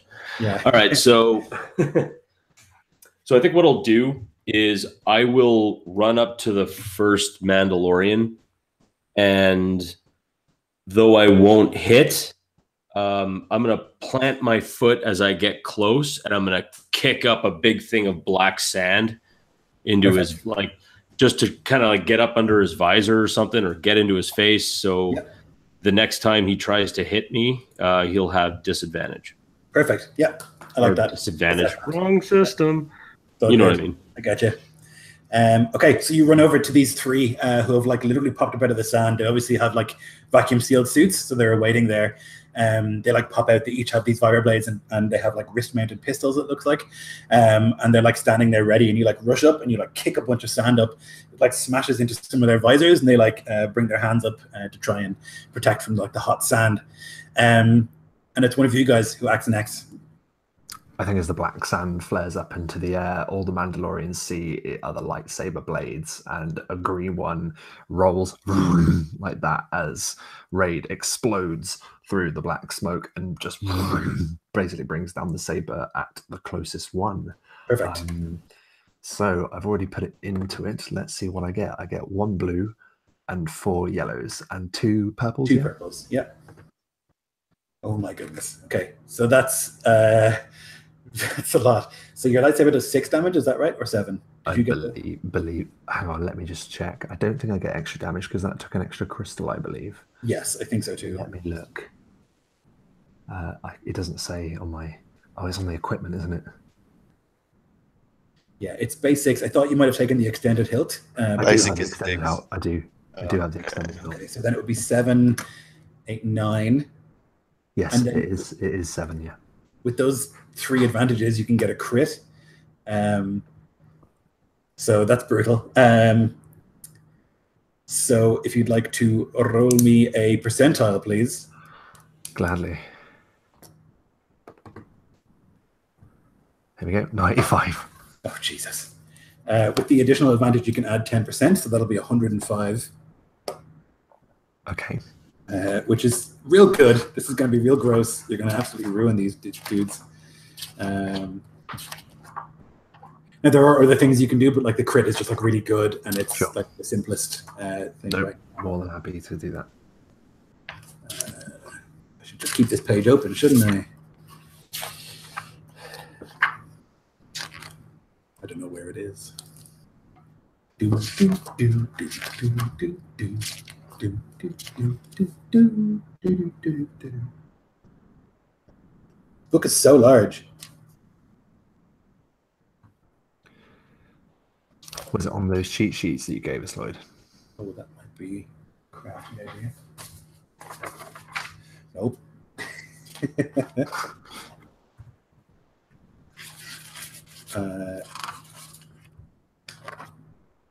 I'll just turn through this book for the next 20 minutes. If you guys like have, oh, here it is. I got it.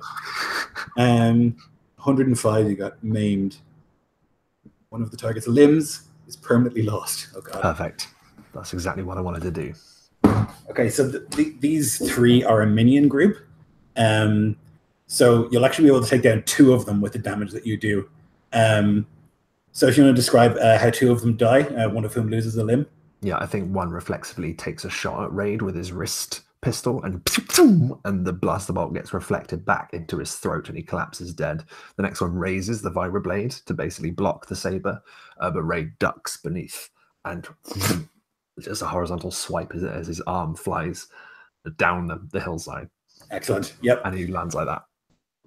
And there's like a as like one of them is like stumbling back. He is going to like take his vibro sword and just swing at you as best that he can. Now you have defense in melee, do you? 1 defense in melee. I'm also going to parry this, so I will reduce the damage. Also, if that's the last guy that's not injured, that's the guy that I kicked sand into his face, then he will have 1 black to contend with on that hit. Okay, this is probably not going to go well. Nice. Okay, yeah. So he like desperately, like he's like struggling back. He like holds the vibroblade in 2 hands, as like his friends like hit the ground around him, and he just like swings at you, but it's clumsy, and you're easily able to step out of the way. And as he does so, like the clumsy strike, he's actually going to like trip and like in the sand and hit the ground as he like over swings. Okay, then it's one of you guys again.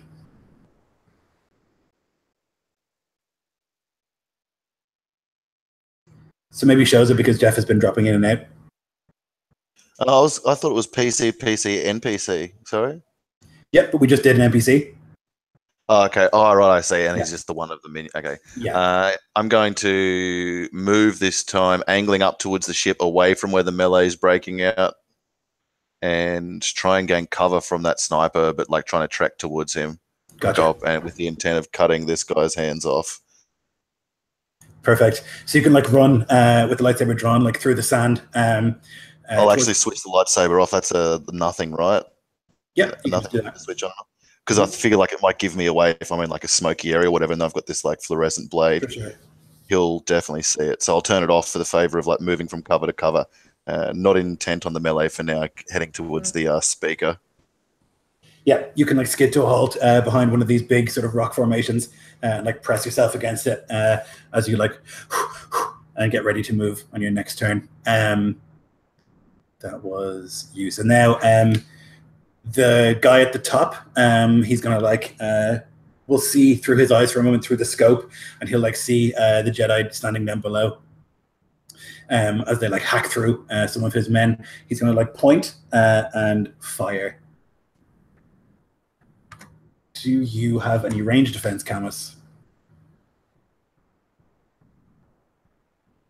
No, not at all.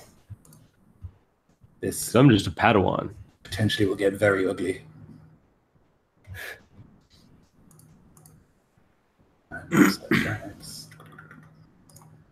Oh. Okay, so and we like zoom in and we can see like the blaster bolt like fire straight and true, and it's going to catch you in the shoulder, Camus. And do you have any soak? Yes, I have 4 soak. Okay. 2, 3. So you're going to take 8 damage. But we see as like he like fires the sniper rifle again in too short a time that there's like some overheating going on, and he like casts it down onto the ground, and will like pull a spear from his back. Now that triumph I'm going to turn into a crit. So if you would roll me a percentile, please, Camus. 56. Okay. You increase the difficulty of all brawn and agility checks by 1 until the end of the encounter. So it's like this shot that catches you in the left bicep, and like you can feel this like agonizing pain shoot up your arm again and again. But you still live. But yeah, we see him throw the sniper rifle down onto the ground, and he like pulls this like vibro spear from his back, and then is going to like jetpack up and towards the fight. That one of the Mandalorians still stands on that cliff. NPC. Yeah, she is going to scan the area with her like blaster rifle ready, and she's like looking for targets, and she's going to fire towards you, Raid.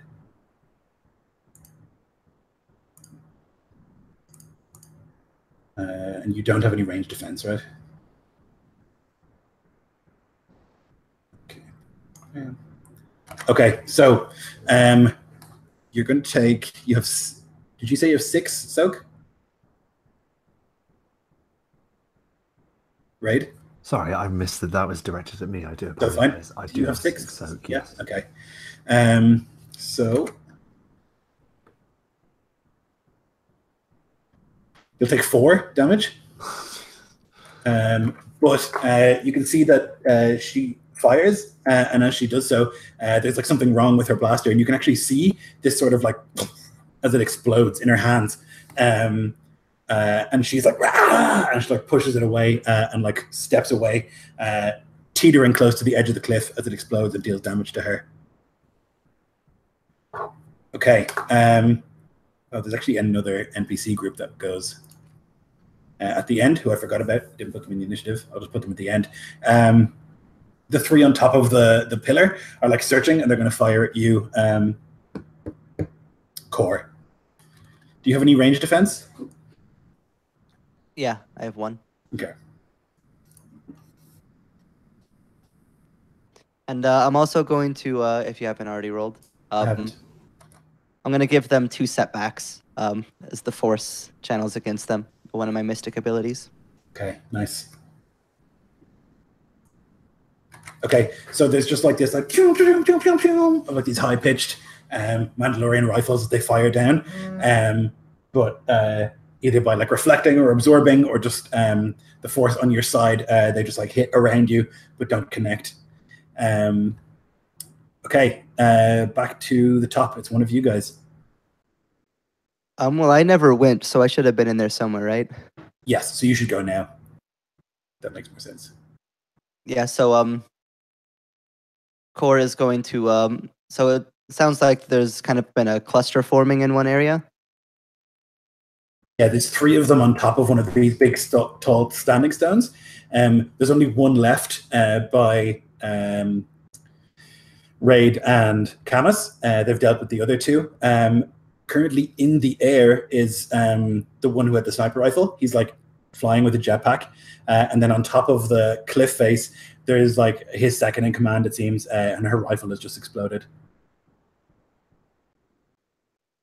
So Core is going to look around and try to find the biggest loose rock that he can. Sure. Yeah, there's plenty around here. It's a rocky sort of area, lots of formations. Yeah, so I'll let you tell me what size, whatever the biggest one's silhouette would be. I can go up to 3, but that's pretty big.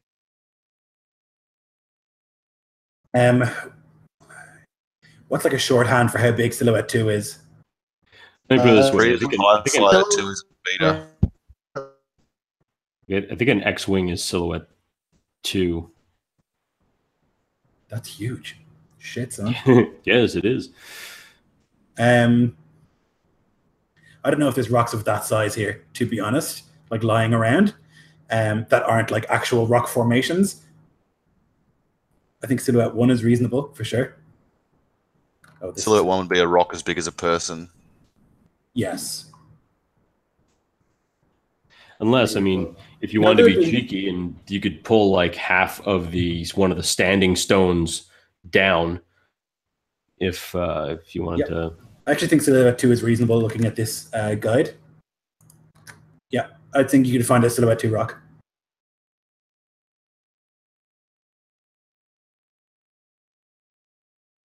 You there, Jeff?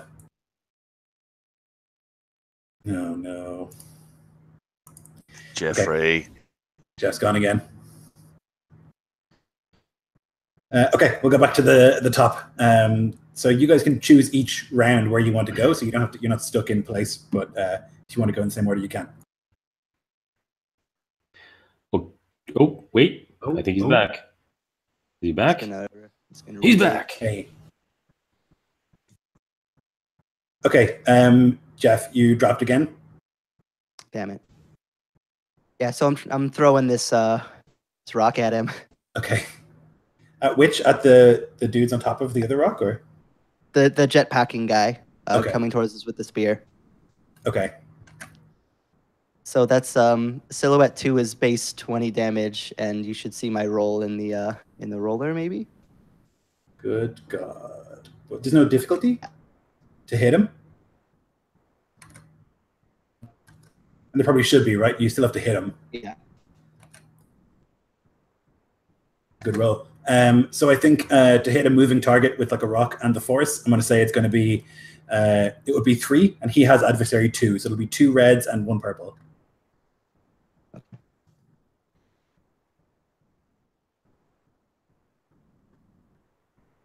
Gone again?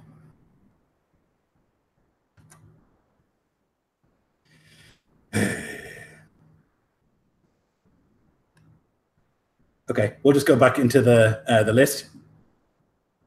So it's one of you guys. Well, in the meantime, the one dude who fell down, I'm just gonna like take my lightsaber and just kind of stab it into his just right through his chest, through his back. So you're going to kill him?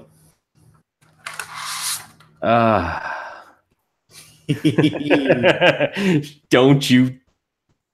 I don't know. Do I have to make like a hey, don't be a dick with the force check, or like, like, so, are you going to be an asshole check? If you kill this man who is basically broken and on the ground, you will gain conflict.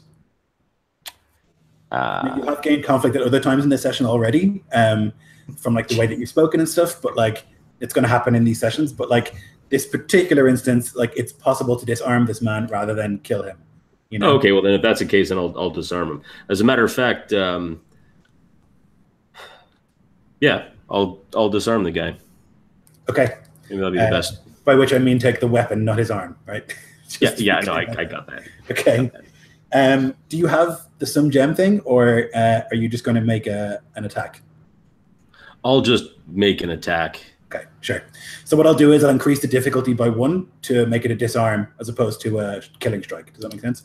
That does make sense. Okay. So it'll be what, 3 then? 3. Yep. Might be back. Can you guys hear me? Yes. Yeah. Just give me 1 second, Jeff, and we'll deal with you. We're just doing mic for at the moment. There we go. Yeah. So 1 success and 3 threats. Okay. So those 3 threats are going to turn into you disarming him. Like there's too much excitement and too much anger, I think, at like these people when you see them, and you like think and you like see back all the things that they've done in that like biodome area, and for a second there's like a flash of anger, and the arm is taken as opposed to the weapon. That's what the threat is going to be. Okay, but he is no longer a combatant. He is dealt with. So, Core, are you back? Theoretically, can you guys hear me? Yep. Jesus Christ, this is so bad. Yeah, so I put the difficulty into the roller. I'm not sure if it came up while I was down though. Yes, I can see it. So So it'd be yeah, -1 success, -1 advantage, I think, from that list. So yeah. it'd be 3 successes, 2 advantages, a triumph. Okay. Yep. So this rock just like sails through the air with the force, like your two hands guide it at incredible speed, and it smashes into this man as he's in the air. Going to take just a whole mess of damage. That's going to take care of him ridiculously. As like the rock collides with him, he's going to like fly, and like his jetpack is going to like malfunction. He's just going to like hit the ground like 50, 60 feet away and like thunk into the sand. Okay. That was F. So we'll go to the NPC slot. The 3 on top of the pillar are going to now focus their shots upon you, Core, 100% after you've done that. And they're going to fire. You said you have range defense? Yes, 1. 1, okay. 2 of them, okay. Bam. Okay, so 1 success. You're going to take 8 damage minus your soak. Which is 3, so 5 damage. Yep. So they just like fire a barrage of shots, and one of them is like going to catch you as you like focus on the rock that you're sailing through the air. Okay, and then it is one of you guys. I think Raid at this point will be ready. Just remind me, Lloyd, who's around me, because obviously one was disarmed on the ground. So yeah, that mob is dealt with. There's no one there. You can see that up on the cliff that there is a Mandalorian woman. Her rifle had recently exploded. Yes, I remember, yeah. And then other than that, on top of one of the nearby pillars, there are 3 Mandalorian warriors. So I'm guessing I won't be able to get to any of them, really, will I? I mean, you could probably use the force to jump that pillar since you're a knight, but I'm not sure. What he will do instead is So there's... Go ahead. I was just going to say, force jump is the actual force abilities. Yeah. So unless he's... Obviously, it's your call, but unless he's spec'd into it. No, it's fine. I'm planning to do something else anyway. So Raid is going to be charging up the hill, sort of, and he rolls his lightsaber once again as he does so, because it's just fucking cool. And as he's closing the distance, he spots that one of the Mandalorians is teetering on the edge, and it's just going to go and just try and push her off the fucking... Excellent. Yep. So roll me your force rating, please. Which is, I don't know what. Just your force dice, so two white dice. Yeah, it's 2. Isn't it? God, all right. Okay, yeah, so definitely you have enough there to push. So what is... I guess you just push. I don't know how far they go or anything like that. But yes, so yeah. So she's like on the edge, trying to put out this like fire that happened from her exploding rifle, and then as she's like close to the edge, you just like, and she is going to like step off the edge and begin falling. It won't take her long to hit the ground with a thud. Although she doesn't seem to be dead, she does hit the ground. Does it disable her or disable that jetpack on her back, or? Definitely the jetpack, yes. She like falls on it, and there's like a, and she doesn't like she's moving, but she doesn't look like she's getting up. If that makes sense. Great. Okay. So then it'll just be that guy has been disarmed. The dudes, yeah. So that's actually going to end the encounter. Oh no, the 3 dudes are still up on the thing. Never mind. Sorry. So then it's actually going to be Shoz's turn.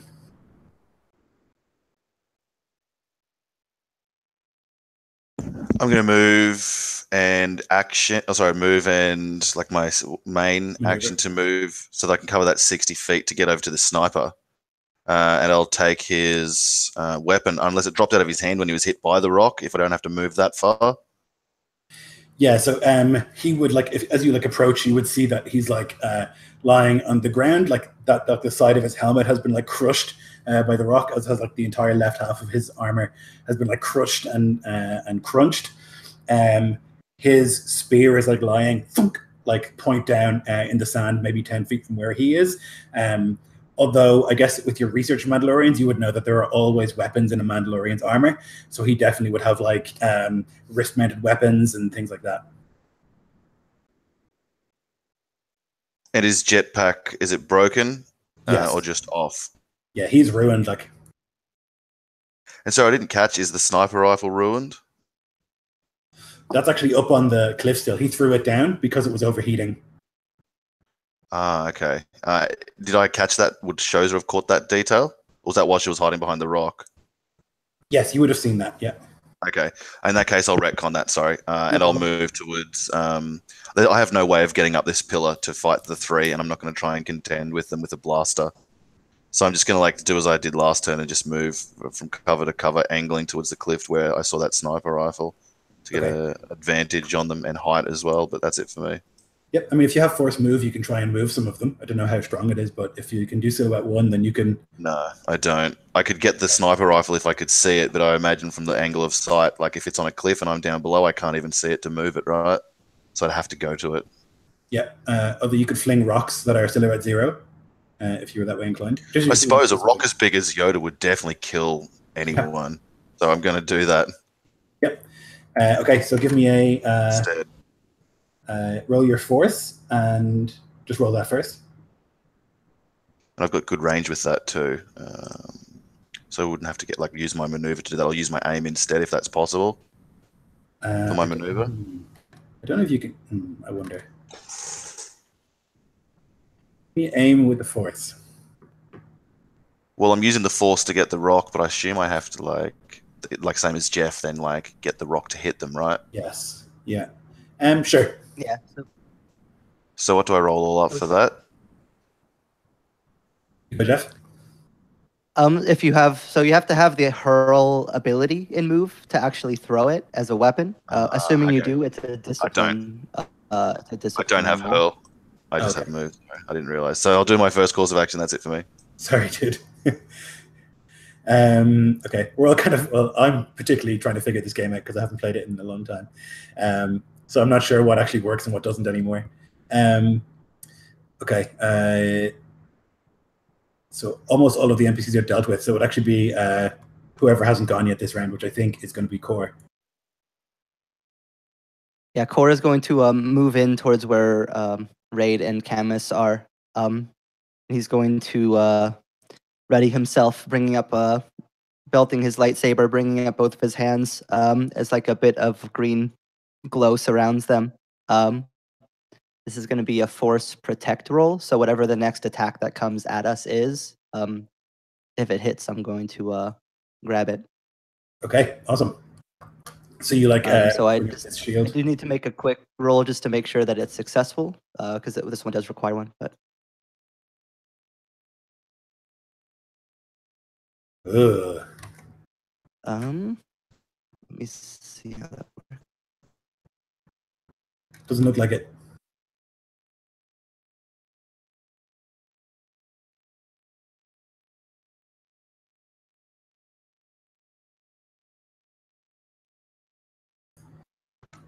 So you only got dark side points. I don't know if you want to use those or not. But the skill check itself failed, so I don't know. Yeah. So yeah, I did. I thought one of them was white. Yeah,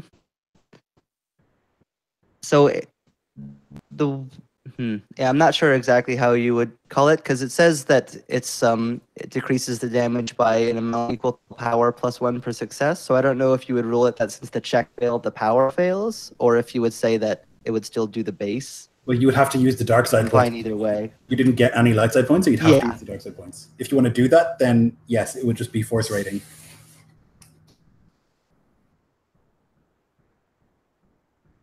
So do you want to do that? I'm going to do it. Okay. That'll be 2 strain. Okay, so you're just going to use one. 2, Okay. because it costs 2 to activate it. Okay. So it's 4 strain then. I think it's 2 strain per.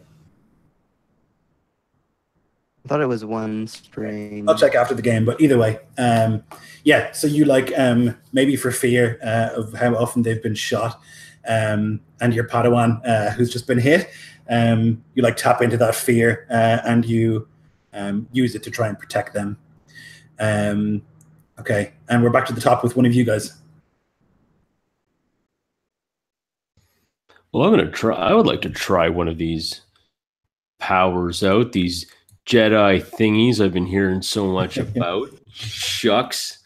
All right, here's an idea. Can I see the 3 that are on top of this standing rock? Are they on the edge of the standing rock? Like, are they on the edge of this kind of thing? Ish, yes. Like, it's not a big surface, so like they're all kind of near the edge. You know what I mean? Gotcha. Now I want to do. I'm gonna. This is gonna be so bitchy of me, but I'm gonna play with this and let's just test the waters. Okay, looking at this standing rock, can I pull a stone out of this standing rock to cause it to become unstable and possibly teeter? Or if I want to be a little cheeky, pull a stone out from where they're standing to cause the like top to kind of like topple. I hear what you're saying. Yes. I know I'm being a bit of a bitch on this, but I just want to see if I can play with this and try and. I like it. How much? What silhouette can you move? I can move a silhouette of 0, so I can basically remove a droid-sized or an R2D2 sized stone out of there. Sure. Yeah. So if you like look at the bottom, you can like find one of these and like begin to pull it out. I'll need you to make a move roll. All right. And I believe that's just a force roll or a force, one force die. Okay. There you go. I accept all of those things. Yeah. So I just kind of close my eyes and just kind of reach out and I can just kind of feel it. And I'm not even pulling the stone. I'm pulling the threads of the force. And it's like the threads are just wrapping around the stone and I'm just pulling it towards me. And you could just hear it just slowly grating itself out and just hitting the black sand. Yep, and there's like this as like the rocks fall on top of where they were, and then there's like this, and it begins to fall. You can see the Mandalorians on top like look at each other.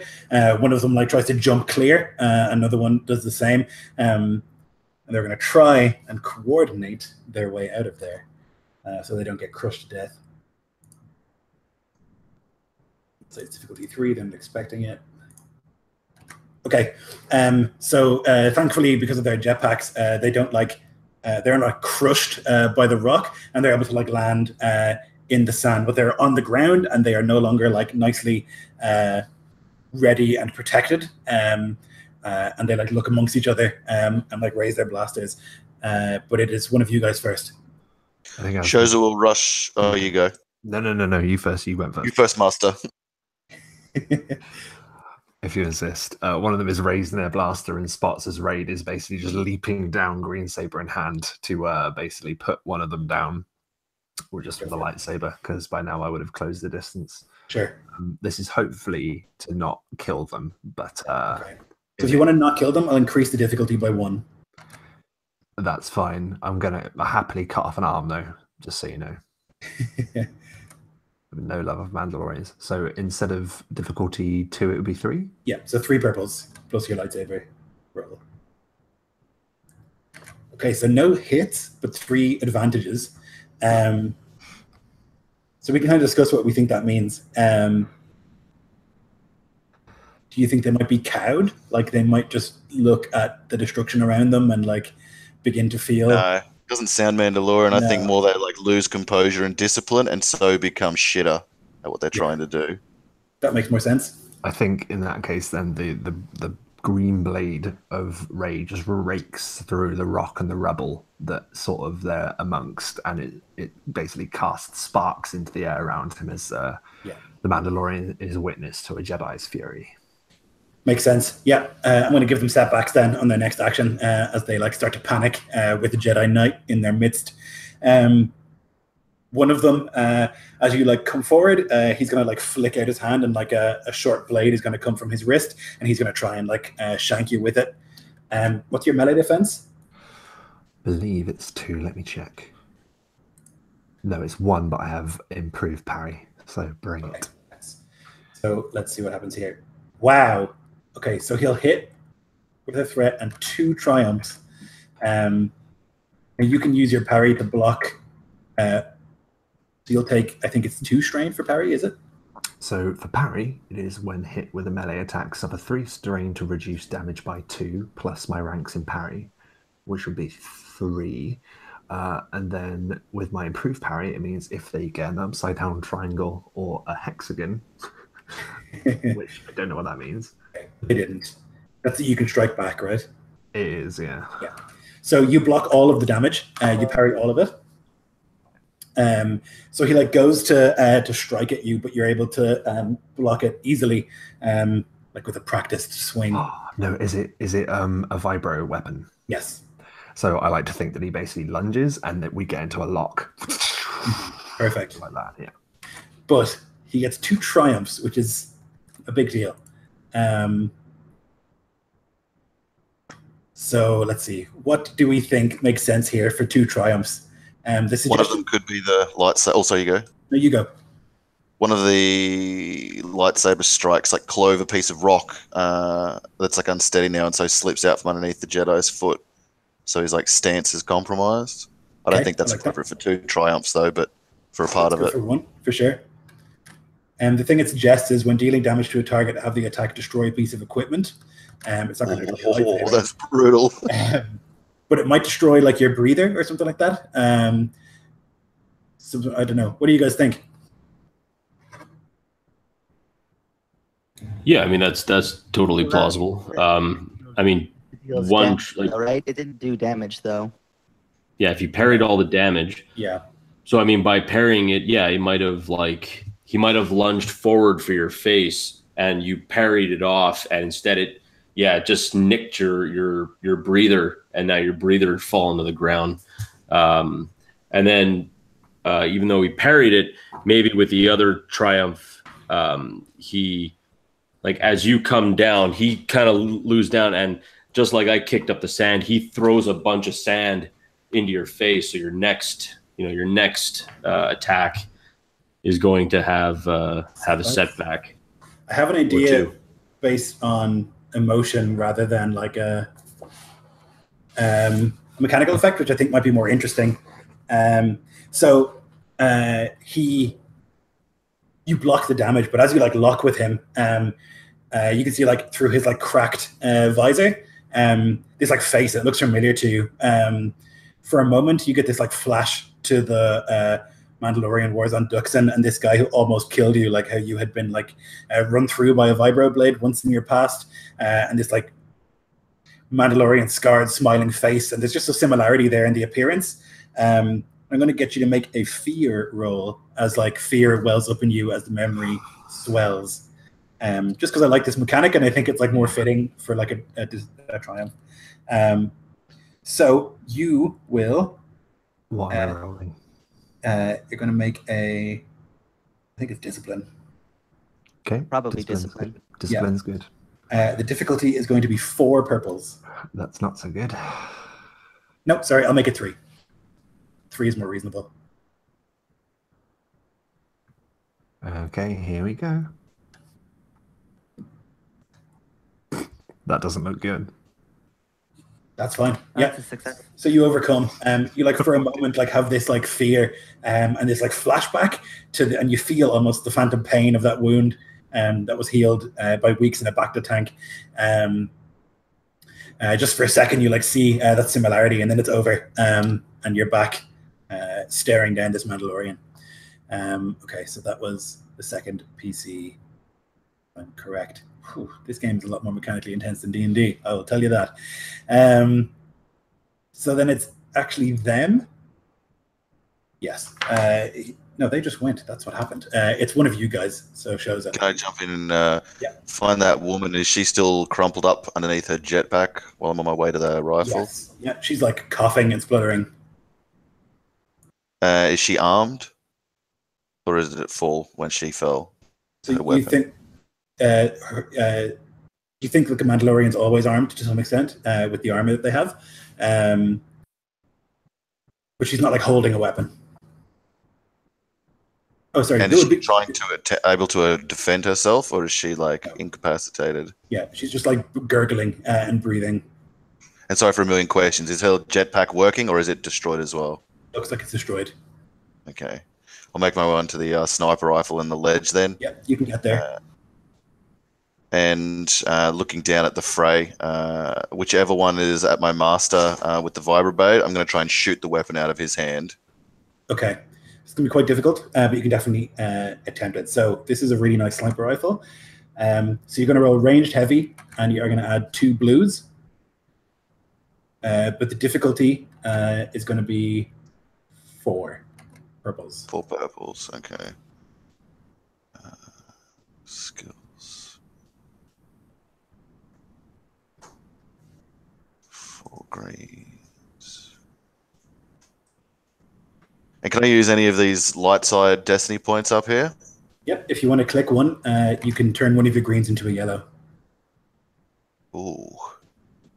I don't know how important this is. We've already won the fight, actually. I'll save them. Well, the thing is, if you like... I already did it. That's fine. Yep, so that's definitely a hit. But there is some threat. So My position's finally revealed. definitely. The shot is going to go right through that guy's head. It's like a perfect shot. And the force of this rifle like almost stuns you, like how strong it is. The recoil is significant. But as Raid is like crossing blades with this Mandalorian, there's like a sniper rifle shot that goes right through his head, and he just like falls dead onto the ground.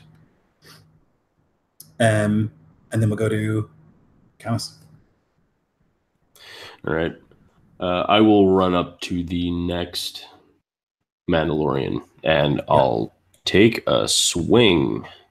Go for it. And I assume... No, it'll just be engaged. Yeah. To make sure I got that. All right. And here we go. God, again.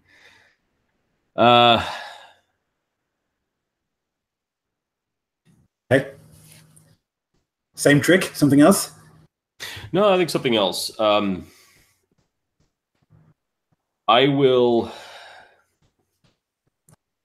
If I take another action, it'll be to move behind. I'll probably move behind the 2 that are remaining, and I'll be prepared to. I'll actually just maybe like hold out my lightsaber in between them, so they can feel the heat of the blade, like even underneath their helmets, and tell them to surrender. Okay, nice. We go back to the top, so it's one of you guys again. They do look afraid, particularly like with the shot that had been fired, and that they're heavily surrounded, but they're Mandalorian, so you don't know if they'll surrender or not. Would you perhaps I want to go up push and them a little further into surrendering? I want to pull whatever weapon one of them has out of their hands. Okay, so is that contested? Probably, right?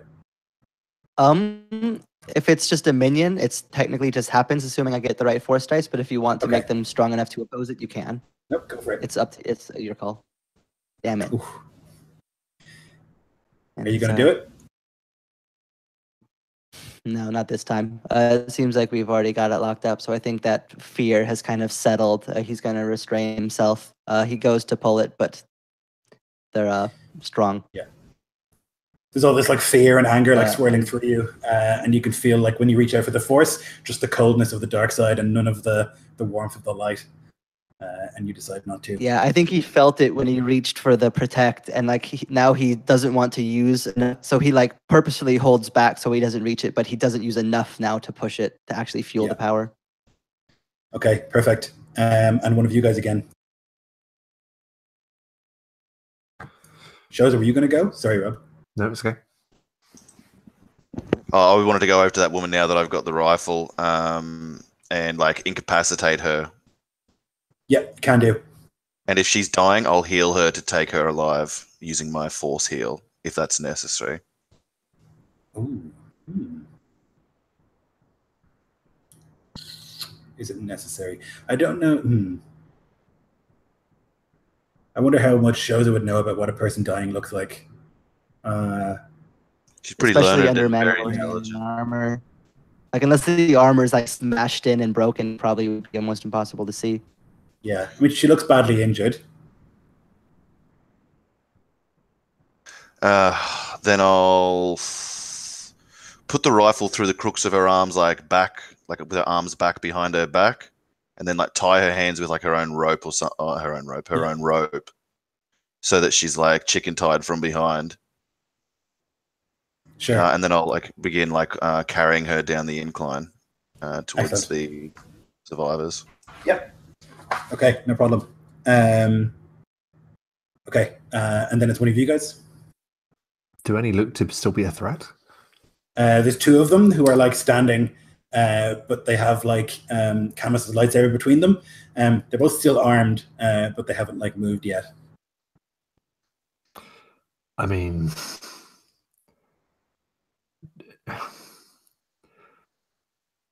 do I get the impression that they're going to surrender? I think that you, of all people, would know that, like, through the Mandalorian Wars, it's unlikely. Although their leader has been defeated, like both of their sergeant and colonel have been like defeated.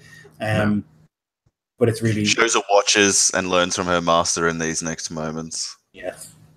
Jesus Christ! Are you going to give into that merciless nature of yours? Yeah, they're alive and they're a threat. So he's going to attempt to disable them, though, but non-lethally. So that'll be the added difficulty, I know. But Yes. hopefully, it'll go better than last time.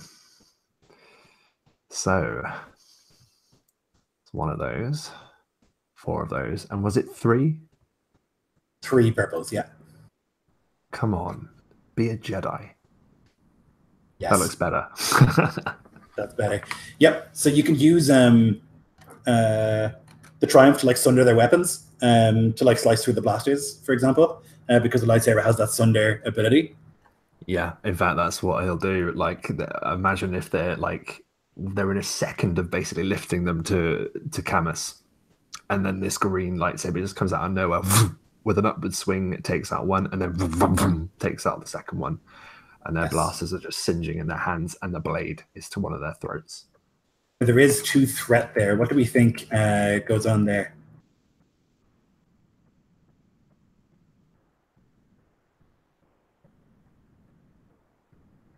Maybe you leave yourself exposed.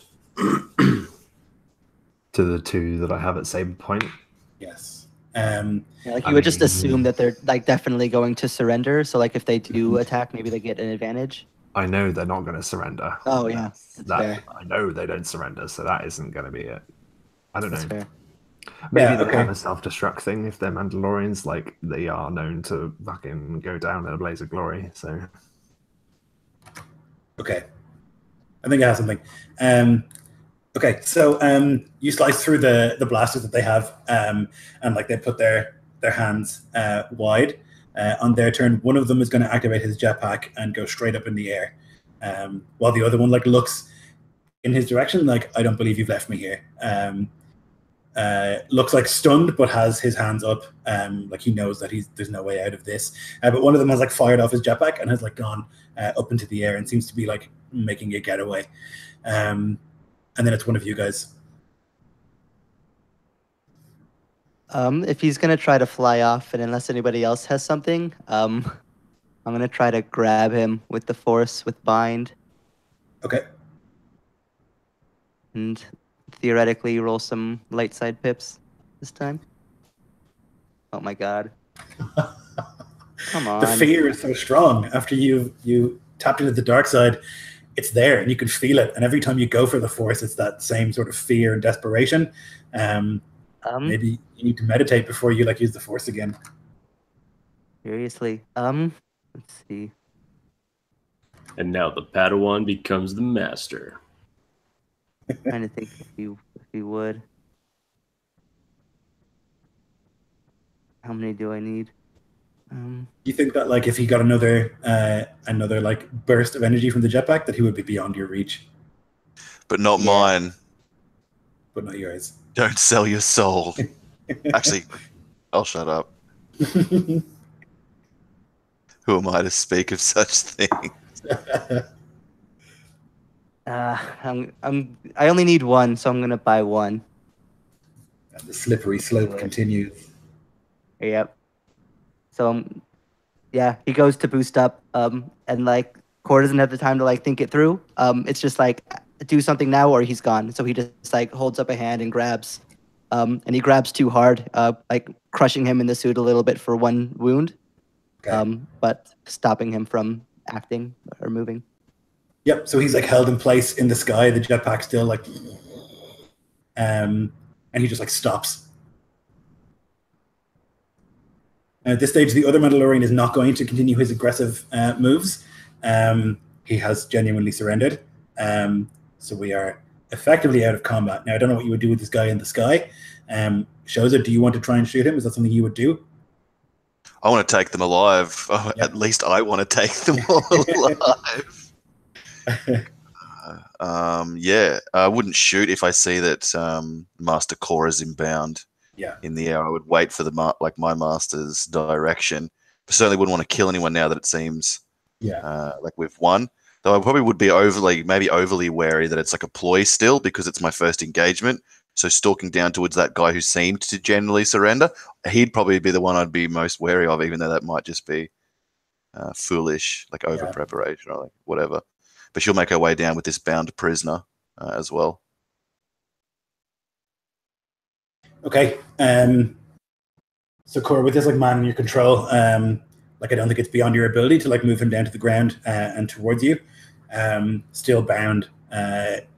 He's like stuck in that position. He's unable to move. Although you can see his like eyes darting around. Yeah, he's held in place, and the combat is over. Someone cut his pack off. I'll do that. Yep, you can just like place the lightsaber for a second against the straps that hold it in place and remove it. And once the jetpack's disabled, I'll release the bind. Yeah, he'll let out like a groan of pain.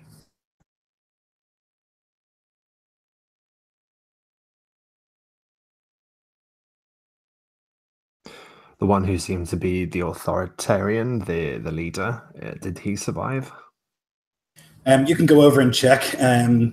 He looks like he is not dead, but so close to it. Like he's in very, very bad shape. It looks like he has many broken bones from the fall and like internal bleeding and injuries. I'll heal him then, if that's the case.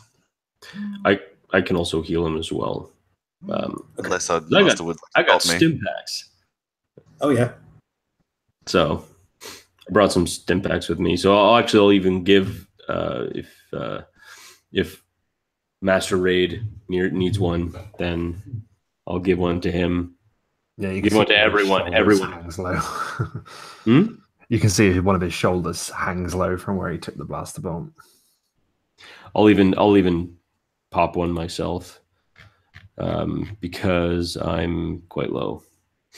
So Sure. So you go around and like shove stimpaks into your thighs while Shoza goes over to the man who's like near death. You can hear his like gurgling breathing. Just barely alive. And you can make the roll, Nico. Okay, what's the difficulty? I don't know if there is You would one. just roll a force die. Yeah. So I just roll a white, that's it. One white die, yeah. Look at that. The dark Now the side. question comes to you. Do you save him? I love this. Give So in. like if I use the dark side, I save his life. If I don't use the dark side, he dies. And it's like, oh yeah? Yeah. Yep. Like there's probably, if you see fear and like uncertainty in you as you like kneel next to him and you like begin to call to the force, but there's like this fear, like you have to save him, you can't let him die, but like those negative emotions can be dangerous I too. think that Master Core's master would not want me to use the dark side to fulfill the mission as he'd asked. I think very few missions get like completed 100%. So, not that I'm an expert, but I won't use the dark side. Okay. So I'll you just let resist. it die then if that's the case. Yep. I don't have any stim packs or anything. I imagine you've only got 2, right? No, I picked up 6 stim packs, so there's enough for one for each one of us, and that leaves 2 left over anyway for whoever else needs it. Great. Then I'll Okay. just use that. Yep. So Yeah, you can if like you're offering, I'll use one as well, Mike. Yep, like I said, 1 for everyone. Plus there'll be 2 left over. So I don't know if you want to heal that guy, pop 2 into him or whatever. We do have manacles, right? Please tell me someone's got manacles. you can like put that into him, and it'll like bring him to stable. It won't like fix his broken bones or anything like that, but it'll like stop the internal hemorrhaging and stuff enough to get him to like a proper facility. You think? Probably then like strip the armor off these guys if I've researched that it could like very likely contain weapons or be a weapon itself, so that they're just like in garments bound. Yeah, so you can go through the process of like taking the armor. It'll take quite a while, but many of them are unconscious. The one who's surrendered and the one who has like been bound in place, they won't put up a fight anymore. They can see that they're outmatched and their hands will like stay up. And you can go through the process of like preparing them and like binding them with whatever things you have handy. We're going to take a super quick break there because I really need to use the bathroom. And we'll see how you deal with this when we get back.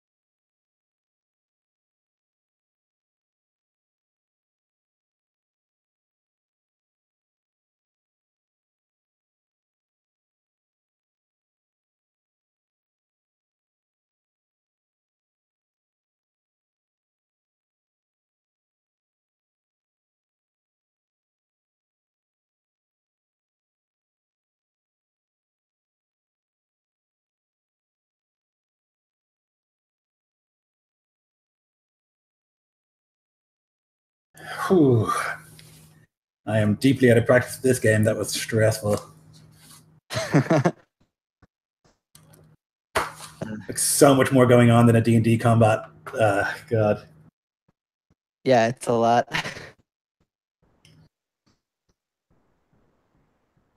Especially when you have, four Jedi instead of like, it's one thing if it's just like, all right, we're gonna shoot our guns, but Yes. now it's like, I'm gonna try to force pull bricks out from underneath people's feet and throw stuff through the air, and That guy was like seriously powerful, but like you hit him in the rock and then he's dead.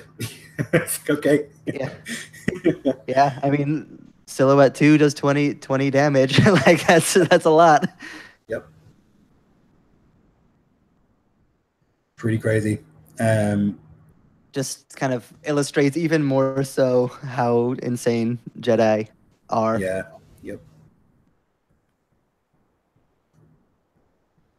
Which will be all the scarier when we actually fight some. When we inevitably end up fighting Force users, it's going to be real ugly. Yep. They didn't want to start out with any today because I was like, it's going to be enough work managing like normal bad guys plus PC Jedi. I can't imagine like I want to get some practice in before I start trying to fight Force users versus Force users. Yeah, that makes sense.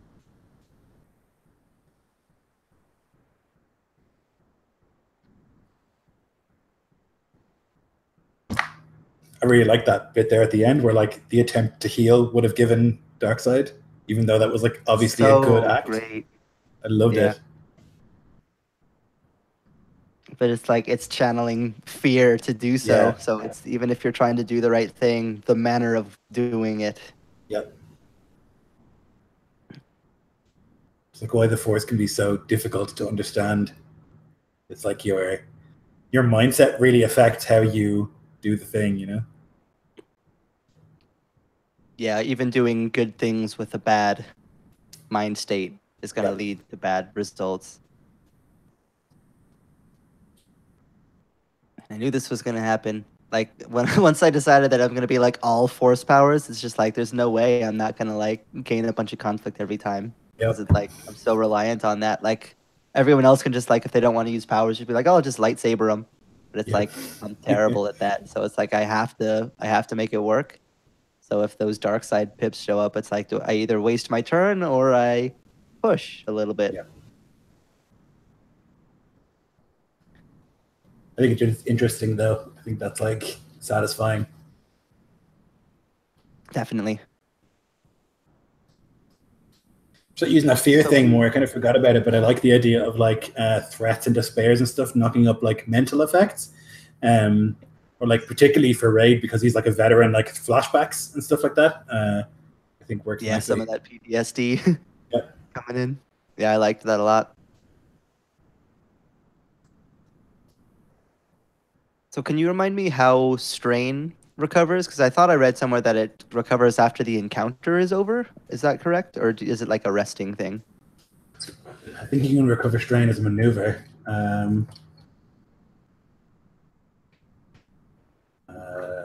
Strain recovery.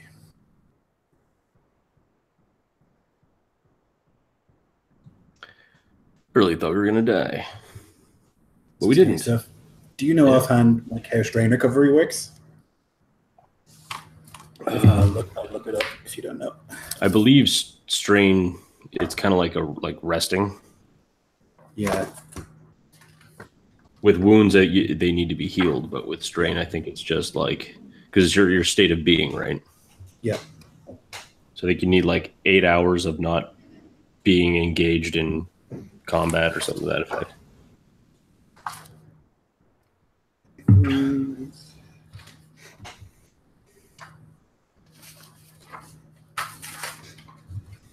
And you're really bad at those guys. It's been a while.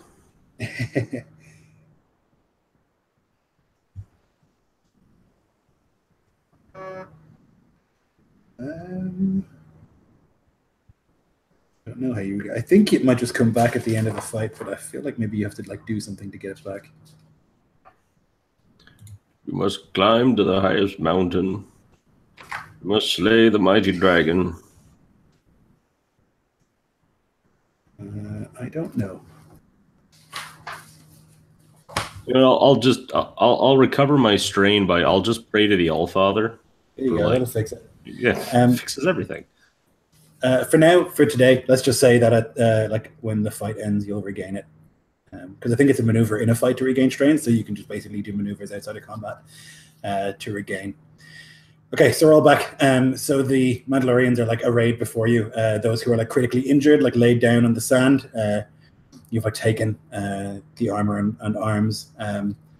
Several of them are dead. One of them is missing an arm. But the commander and the sergeant are both like alive, though badly injured. And you have two who are like uninjured, who have surrendered, and the one with the arm, for a total of 5 that you captured.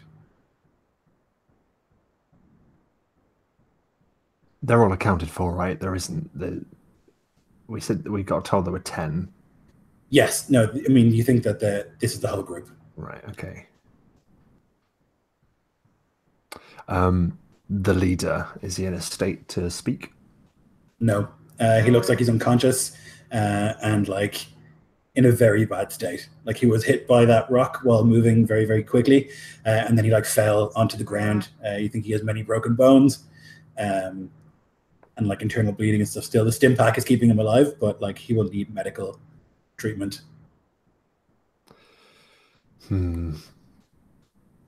usual protocol, would it be to summon a Republic vessel to take them, or?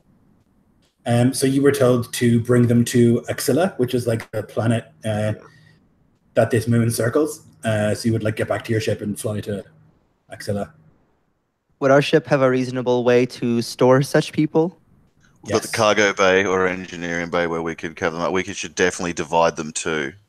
We'll have like a group of 3 and a group of 2, and one of us watching each group so they're not all together conspiring and just generally like hijinksing us. Yeah, there's also like your own crew quarters, which can be locked, where you could keep them separately. So you could keep them all in different rooms if you were that way inclined. Although they're harder to watch that way. Yeah. We need someone to fly the ship, someone to be ready, and someone to guard at least. But the ship that you have has 2 cargo bays, plus like crew quarters and stuff. Mm-hmm. More than enough space, I imagine. Yeah. Yep. I will just, as in asking the group,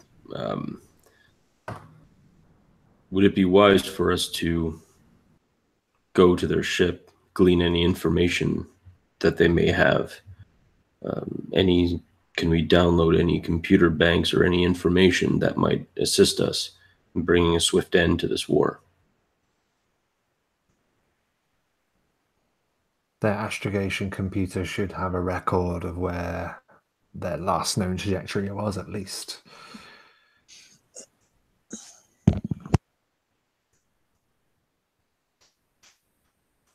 Can you make a warfare check for me, Raid? Difficulty of 2. Sure.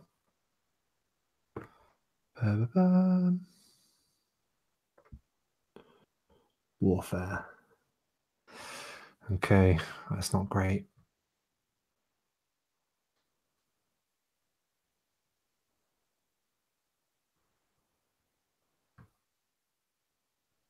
There we go. Okay. So you remember mentioning it earlier, actually, about Mandalorians and booby traps when you like think about their ship. Oh yeah, I was, yeah, that's fair. Yeah, Raid says the ship is likely to be booby trapped.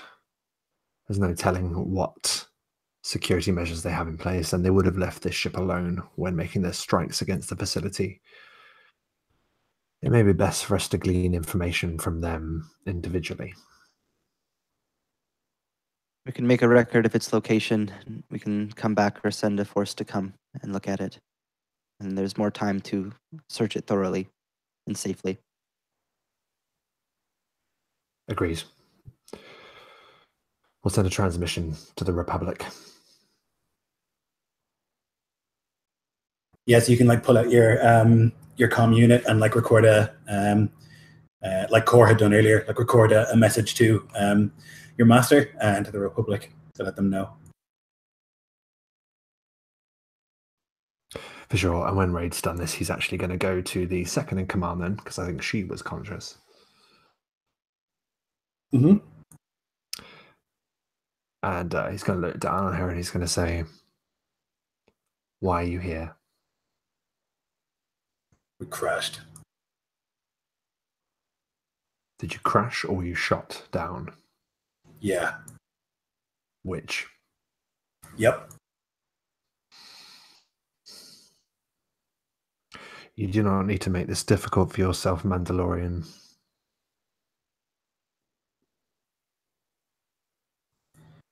She just spits some blood onto the floor and looks back up to you. Shoza will like shift in her stance and try and gain the attention of her master and like beg with facial expression or body language, like a private moment. Raid drags his eyes off the Mandalorian to look over at Shoza. She'll just like make a show to like move a couple of steps or more away from the prisoners out of earshot. And he does. Master, forgive me. But Cause Master, whose name's just eluded me again, one of these men alive taken to Axilla. They can question them. It's not the parameters of our mission, or they may be helpful. But time's wasting here, and they could very well have sent a distress signal to other Mandalorians if their plight crashed here. This might not be wise to interrogate them here with men and women dying, and our ship still being repaired.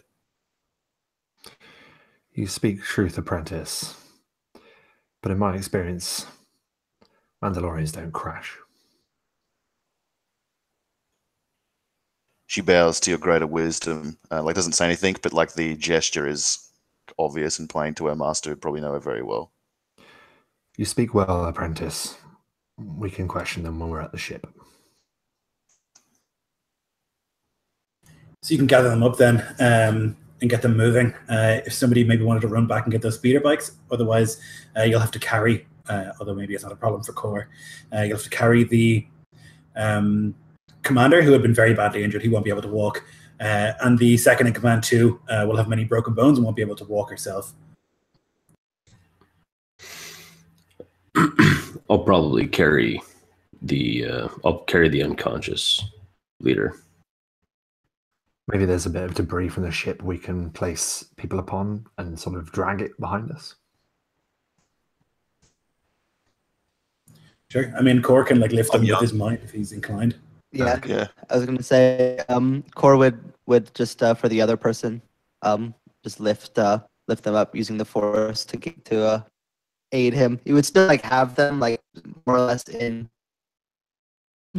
just in case. He would use the force. Okay, so Core will like use the force to to float them, and Camus will carry the other, and you can make your way back towards your ship with them in tow. They don't try anything along the way. They're not stupid. They've been disarmed. They have no armor. Are you gonna try? You're not gonna take the armor with you? It's heavy, Nope. and there's a lot of it. Yeah. I don't think it would be possible. No. I don't think so either. So you can make your way back to your ship. You'll find your droid will like happily tell you that he was able to fix the damage and will expect praise in response. Good job, T3. Made the preparations. Thanks, T3. I'll try better next time. Yeah, he like playfully like runs into your leg and then legs it back off to the engineering section. So where are you going to put these prisoners? How are you going to split them up? We could always just lash them to the side of the ship as we make our way into space. The badly wounded ones should be like cared for in the crew's quarters, unless we have a medic bay. Even though they're enemies, they're prisoners of war, and I'm sure we have mandates we have to act in accordance with. Yeah.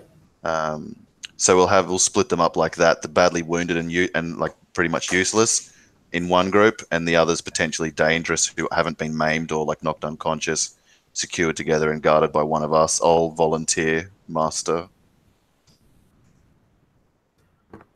And like wherever we end up putting them, if it's in a cargo bay or something like that, Core would like scrub the room entirely to take out anything, no matter like actually be used as a weapon. Like even if it's just small pieces of metal or rocks, whatever, like anything's a weapon to these people. So we would scrub it completely clean.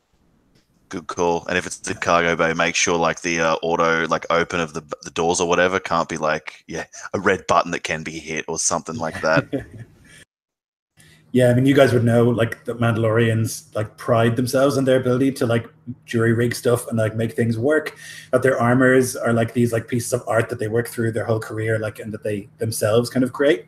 So that's wise. You can like strip the place of anything that you can find and leave it just a bare thing. And you can like override all the controls and stuff and make sure that they can't escape. So you can put the two in here, and then the three, and then the badly wounded man and woman you can keep in quarters. Would we have access to any sort of like manacles, or like would we have that on our ship, or? Probably. I mean, you're Jedi, right? You kind of have access to everything to some extent.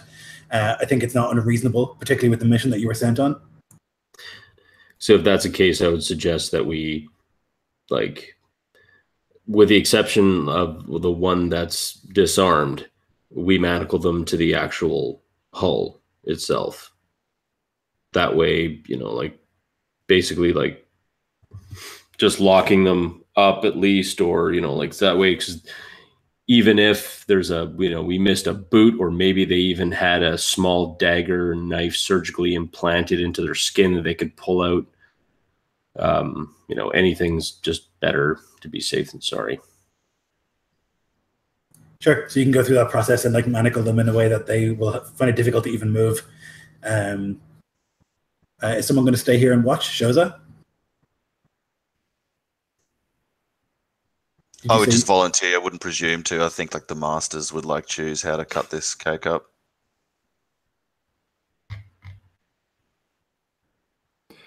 We shall cycle who watches who. But for the meantime, Camus, get us into orbit. Yes, Master. No, go in and sit down. Yep. We should be careful on the way to the system. We don't know if other Mandalorians might know these people landed here. A Jedi ship might be an easy target. We should try to get there as quickly, as most directly as possible. Just before I'm about to sit down, would a T3 have some type of scanning device? Yeah, probably a basic one. Small, yeah. I'm going to ask T3 to go in to the cargo bay and scan, or at least scan each Mandalorian for some type of a implant that, like a tracking implant or something. If it's like, hey, we're over here. Yep. So he'll like go down and do that, and he'll like whistle sort of quietly to himself as he does. And you'll note that the two of them who are in here, actually the three of them who are in here, they each have like implanted into their wrist like a locator beacon type thing, so that obviously whoever that they can find each other. You'll also note that one of them has a cybernetic arm. All right, maybe if there's some way that we can cut those out or or disable them, that'd be great. Obviously, it's going to be a lot easier with the unconscious one, but the other ones might have a bit of a... Like, if it's just a subdermal implant, then, okay, that's not a big... Yeah, then that's just a quick nick and a pop out. And I would, before we take off, I'd grab all the implants and I would kind of scatter them into like the kind of general like area. Yeah, the sand around the ship. Yeah. Yep. And I think how that's about we doable. blast them out into space so that if someone is tracking them, they're not tracking to us? Like, why don't we blast those chips out into space or leave them here? Or just destroy them. Or just destroy them. They'll think they're dead. As for the arm, I think we should see to maybe get, cutting a few of those mechanical tendons so it can't be dislodged and used to escape the bindings. Torturing We could just prisoners, cut it off. We could just cut the arm off. It's just a robot.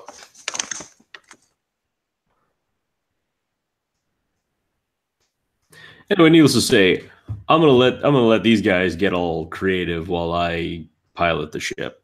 Sure. Yep. Am I gonna need a piloting planetary or? Yes. Yeah. Just pilot planetary. Yeah. Difficulty 2 because you're expecting it to be difficult this time. Good.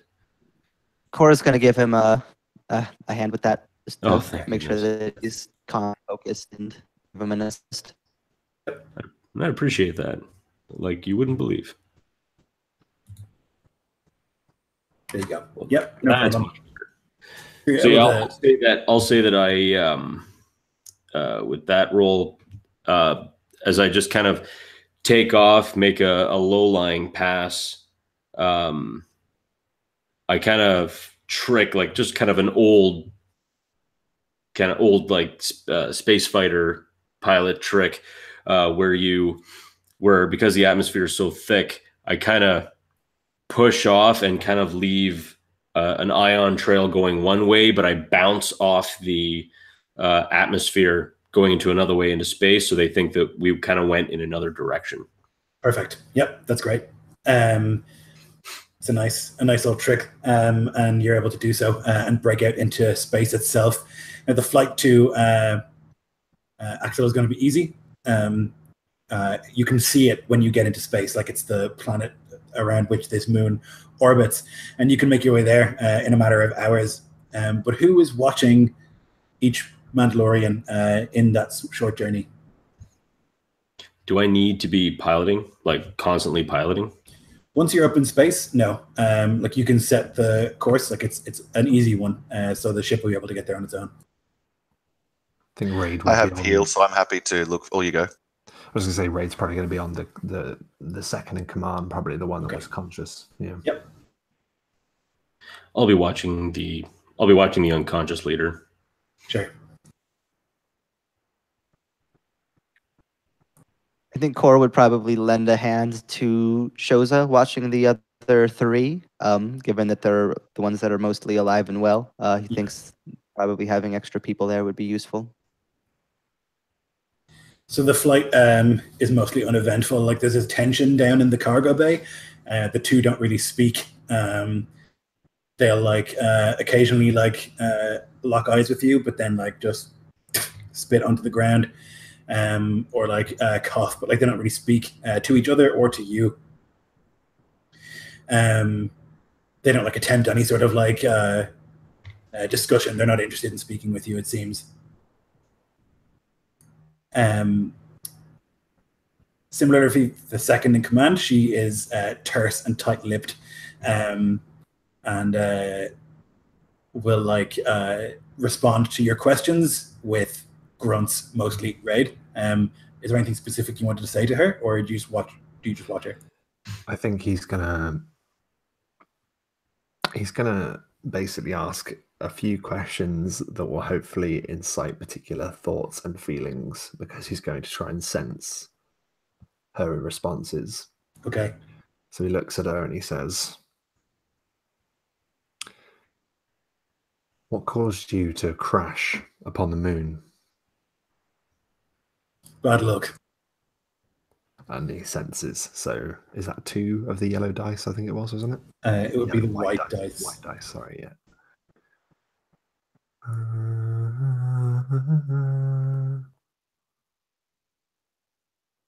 Okay. That's a big success. That's lots of force. So, I need to check what the power actually does. I can read it to you if you want. I can Yeah, read if you it. don't mind. Yeah. Let me just grab it. Right at the bottom. The user may sense the current emotional state of one living target with whom he is engaged. Okay, yes. So then you can definitely sense like anger, fear, and hate. Yeah, I don't know if it's deceit necessarily. I think like the other feelings are so strong, but it was a really good roll. I think you could probably sense, deceit, or like just like the unwillingness to like share actual information. She's just going to give you the basest sort of answer that is necessary for you not to kill her, is what your impression is. You must understand that we will find out the truth to your presence in this system. You think that you are the good in this struggle. You think that you are on the side of right. And then you use your sorcery to peer into my mind and tear out secrets.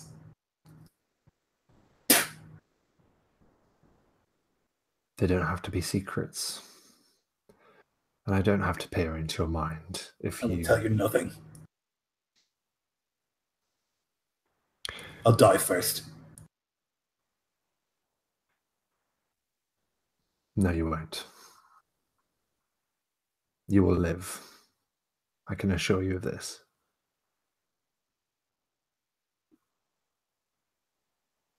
And I think deep down, Raiden knows that that'll get to her a little bit, because Mandalorians like a good death, you know? Yes. Yep. You can definitely sense still like residual flare of anger, and like Also helplessness. There's like a feeling of like fear and helplessness, like that she is bound and like in the presence of like an obviously powerful Jedi. That she can't do anything about that fact. This place that we're on course to, Axilla. Do your people have a presence there? We're everywhere. No, you're not. You've been pushed back into the outer rims of this galaxy. Everywhere that there is conflict, there is Mandalore. And we'll be there to stop you. I believe that you think that.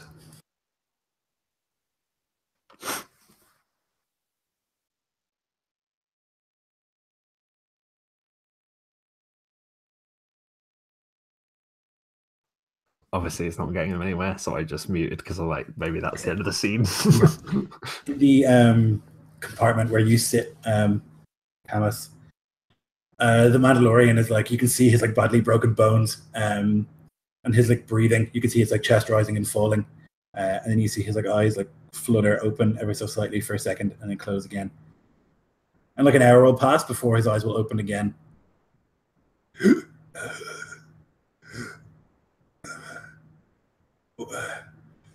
Where am I?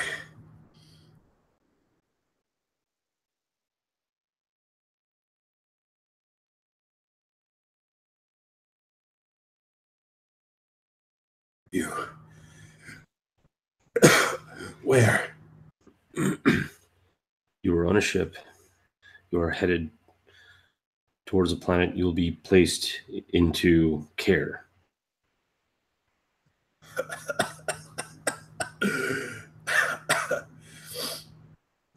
There's like this struggle to laugh.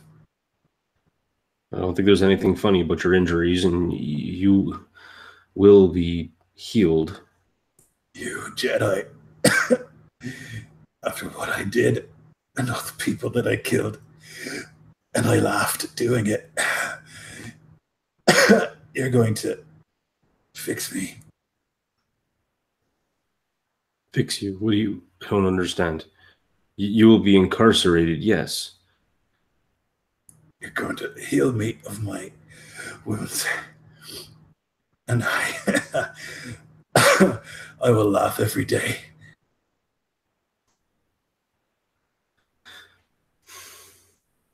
Why do you take pleasure in killing those people? They are weak. He like coughs up this blob of blood. Are there no farmers on Mandalore? Are there Only warriors. Mandalore. The Mandalorians are not a people. We're a belief. That's why you can't ever kill us.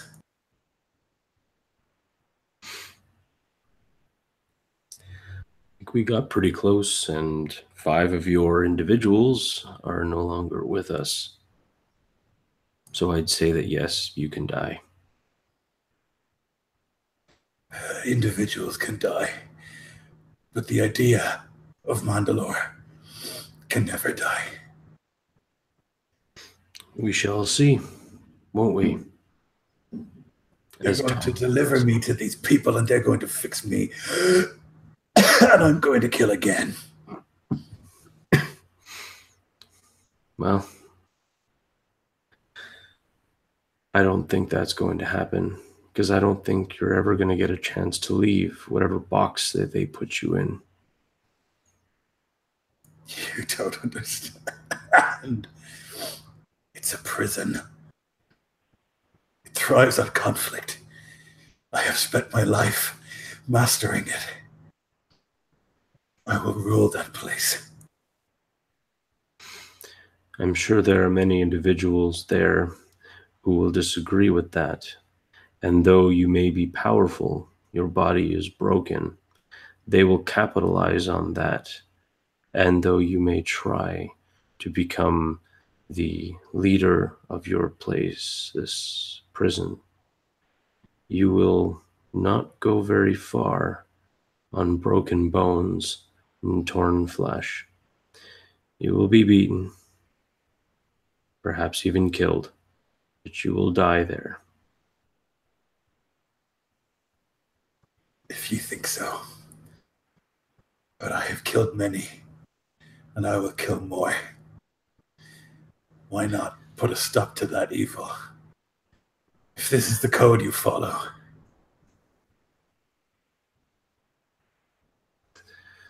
It is the code I follow.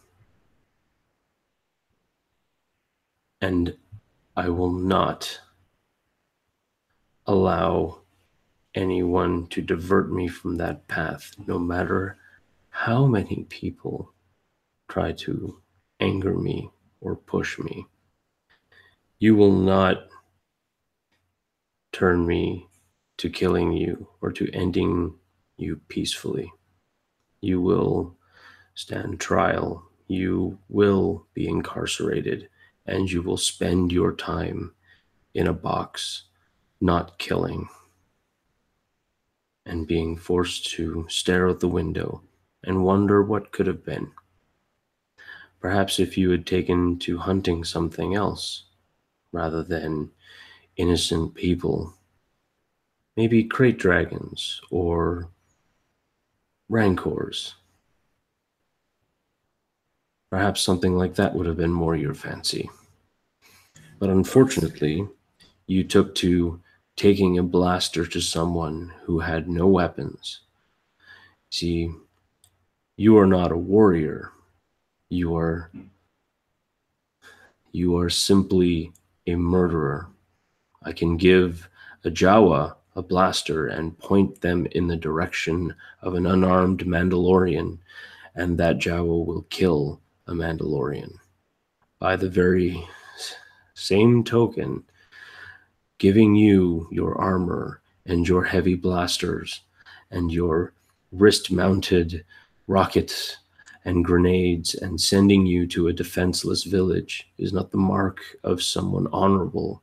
It is the mark of a murderer, someone who just wishes to kill. If this is the Mandalorian code to kill those who are defenseless and unable to attack or unable to defend themselves, you are not the honor-bound warriors that I have heard that you are. You are bullies, thugs, and murderers, and no better than the typical thugs and bullies seen around huts. At first, I was angry with you. I raged against you coming to this planet. But I understand now. Like, I see it. He goes to sit up, and he tries to move towards you, but he can't. He goes, and then he falls into a coughing fit, and he's just coughing as he rides on his back.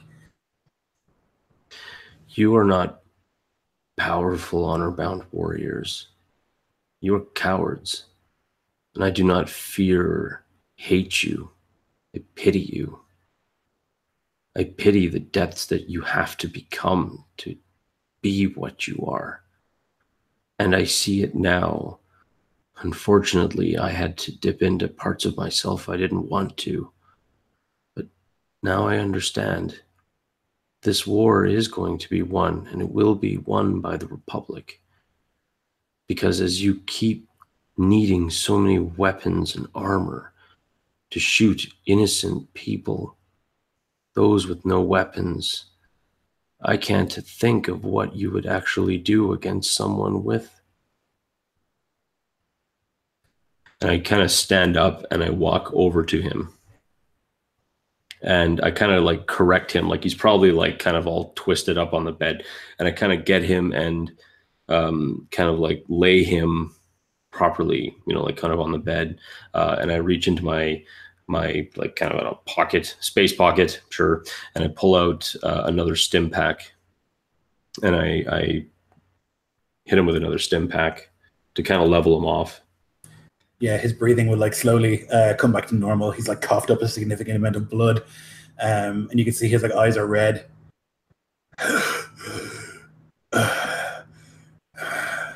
Now see how easy it is the power to take life. It is far more difficult and far more challenging to give life, especially to one like you who seems to work very hard to not deserve it. Now please rest. And soon you will be happy because you will go to your prison where you will become the king or whatever other type of ruler that you wish to be. But you will still be in prison and you will not be free. And I will sit down, and though I'll keep an eye on him, I will just meditate. But I'll just like be like with both of my eyes open, and I'll just kind of. Perfect. So, Core and Shoza, you've been down in this like cargo bay with these Mandalorians who have just been like giving you the stink eye, but they haven't spoken. In the same way, is there anything that passes between you during this time?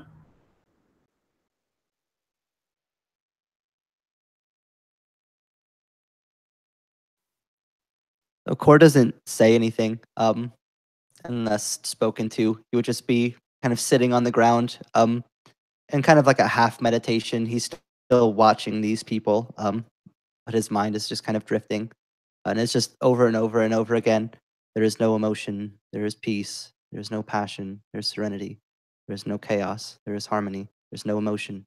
There is peace. Just like on a loop over and over again. Like he felt himself slip trying to protect his Padawan in the battle. And it's like he's trying to do anything he can to like push back against that and like focus his mind and calm it back to a colder, more distant state.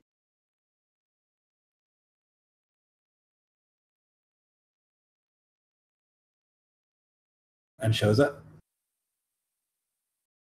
I think shows would do the same. They probably wouldn't appear to have the same like kind of serenity and balance, but she'd be trying to emulate and learn from this master as she does of her own.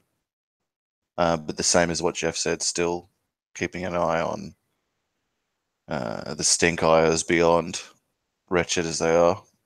Sure. So the 2 hours or so pass before there's like an alert from the cockpit. I assume that you would go back, Camus.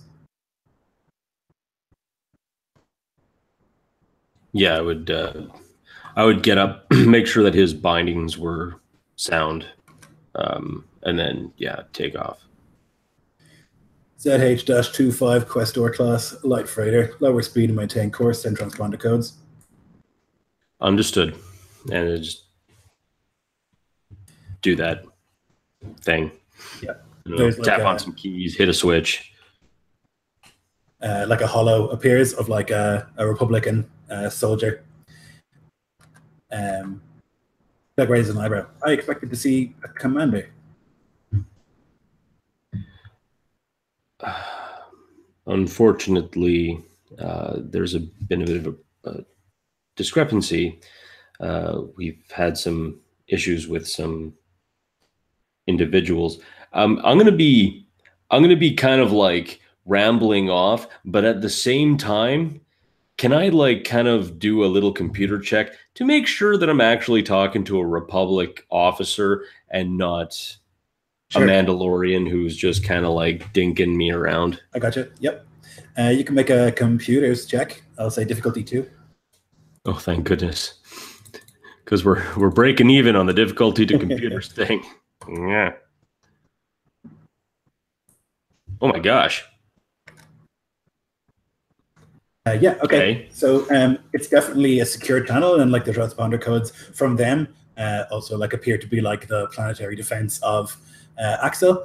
But the threat is going to be that they realize that you're like looking into that. And you can see like over the holo display like a sort of whoop, and then like a raised eyebrow. Something the matter?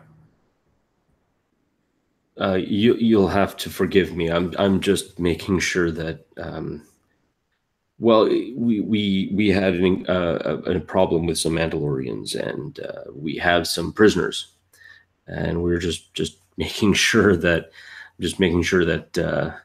this isn't Mandalorian ploy. I see. Sorry. Your name? Camus. Yeah. Very good. What's Well, your name? Well, how are you? We're all fine here. How are you? fine. Captain Camus will provide you with an appropriate escort to ensure that these war criminals are taken away safely. Proceed to landing dock 103-66QP. 103-66, what you just said. You got it. So I'll just pilot down. Oh, goodness. In the middle of, like, as you respond, like, the thing just, like, wakes out. Obviously just a bureaucrat, like, not interested in whatever the hell you're saying. He's just, like, doing his job. Man needs a vacay. You can pilot your way, like, without any issue down. It's, like, safe in this part of the atmosphere is safe, and there's, like, lanes and stuff for traffic. You'll sit in traffic for, like, a good 30-40 minutes before you, like, approach that landing dock and are able to, like, let's see if the radio, maybe I'll just, like, hit some XFM or something, maybe just you'll see that there's, like, a couple of or a squad of Republican soldiers standing there with, like, a sarge ready to receive your prisoners. All right. I'm gonna head over. Like, I'm assuming there's a ship-wide comms. Mm-hmm. I'm assuming, right? Yeah, because that would just be silly if not. I'll just say, like, touching down on planet, 3, 2, 1, and then everyone will kind of feel the jolt. Once I do that, I'll quickly do my checks, like snap everything off, and then I'm gonna go check on the Mandalorian, the leader, who's busted up. Yeah, he's still he's lying on the table. He's, like, conscious, breathing heavily, but still okay. Okay. All right. Well, I'm gonna check on him. That's pretty much all I got. Okay. So you can are you going to deliver these prisoners? Is that the idea here, or do you want to keep them? What do you want to do? Let's deliver them to Master Arco as requested. So she had told you to bring them here to, like, be processed and sent to a Republican prison. Then let us go see them processed. If the sergeant and his men can facilitate that, we might as well go with them just to ensure that it's done without a hitch. Yep.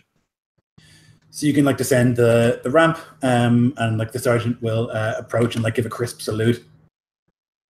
Nicely done, Commander. He'll say, like, looking, and then, like, end on raid, assuming. Sergeant, thank you for the greeting. We have some Mandalorians ready to be processed. If we may accompany you, we would be happy to see them detained securely. They Absolutely, are injured sir. and require treatment also. Well, we'll see to that these scum are taken to our secure holding facility, and we'll deal with the injured. Very well. There's, like, this enormous explosion, and you can see, like, one of the nearby skyscrapers is, like, sliced in half by some sort of orbital strike. It, like, collapses in this enormous strike. Everyone on the, like, platform, like, is, like, shook, and, like, the soldiers like, duck down and, like, try to gather their bearings. And then there's, like, this, like, alert that comes on many of the screens around the place. People of Axilla, I am Admiral Orphon Kath of the Reckoning. This planet keeps prisoner a number of loyal and brave servants of the Empire. This action is treason. You are scum who have long festered here on the edge of the galaxy without proper discipline. You will free all Magenta-level prisoners and give them to me, and I will refrain from visiting upon you the retribution you most assuredly deserve. You have 1 hour to comply. And there's, like, chaos, and, like, the soldiers are looking around like, what the hell is going on? And that's where we'll end today's session. And we'll find out what happens next time. Thanks, dudes. That was really fun, if a little bit stressful. I'm, like, rusty on this system. We will do morality and all the rest after we finish the session. Thanks very much for watching. We'll see you next time.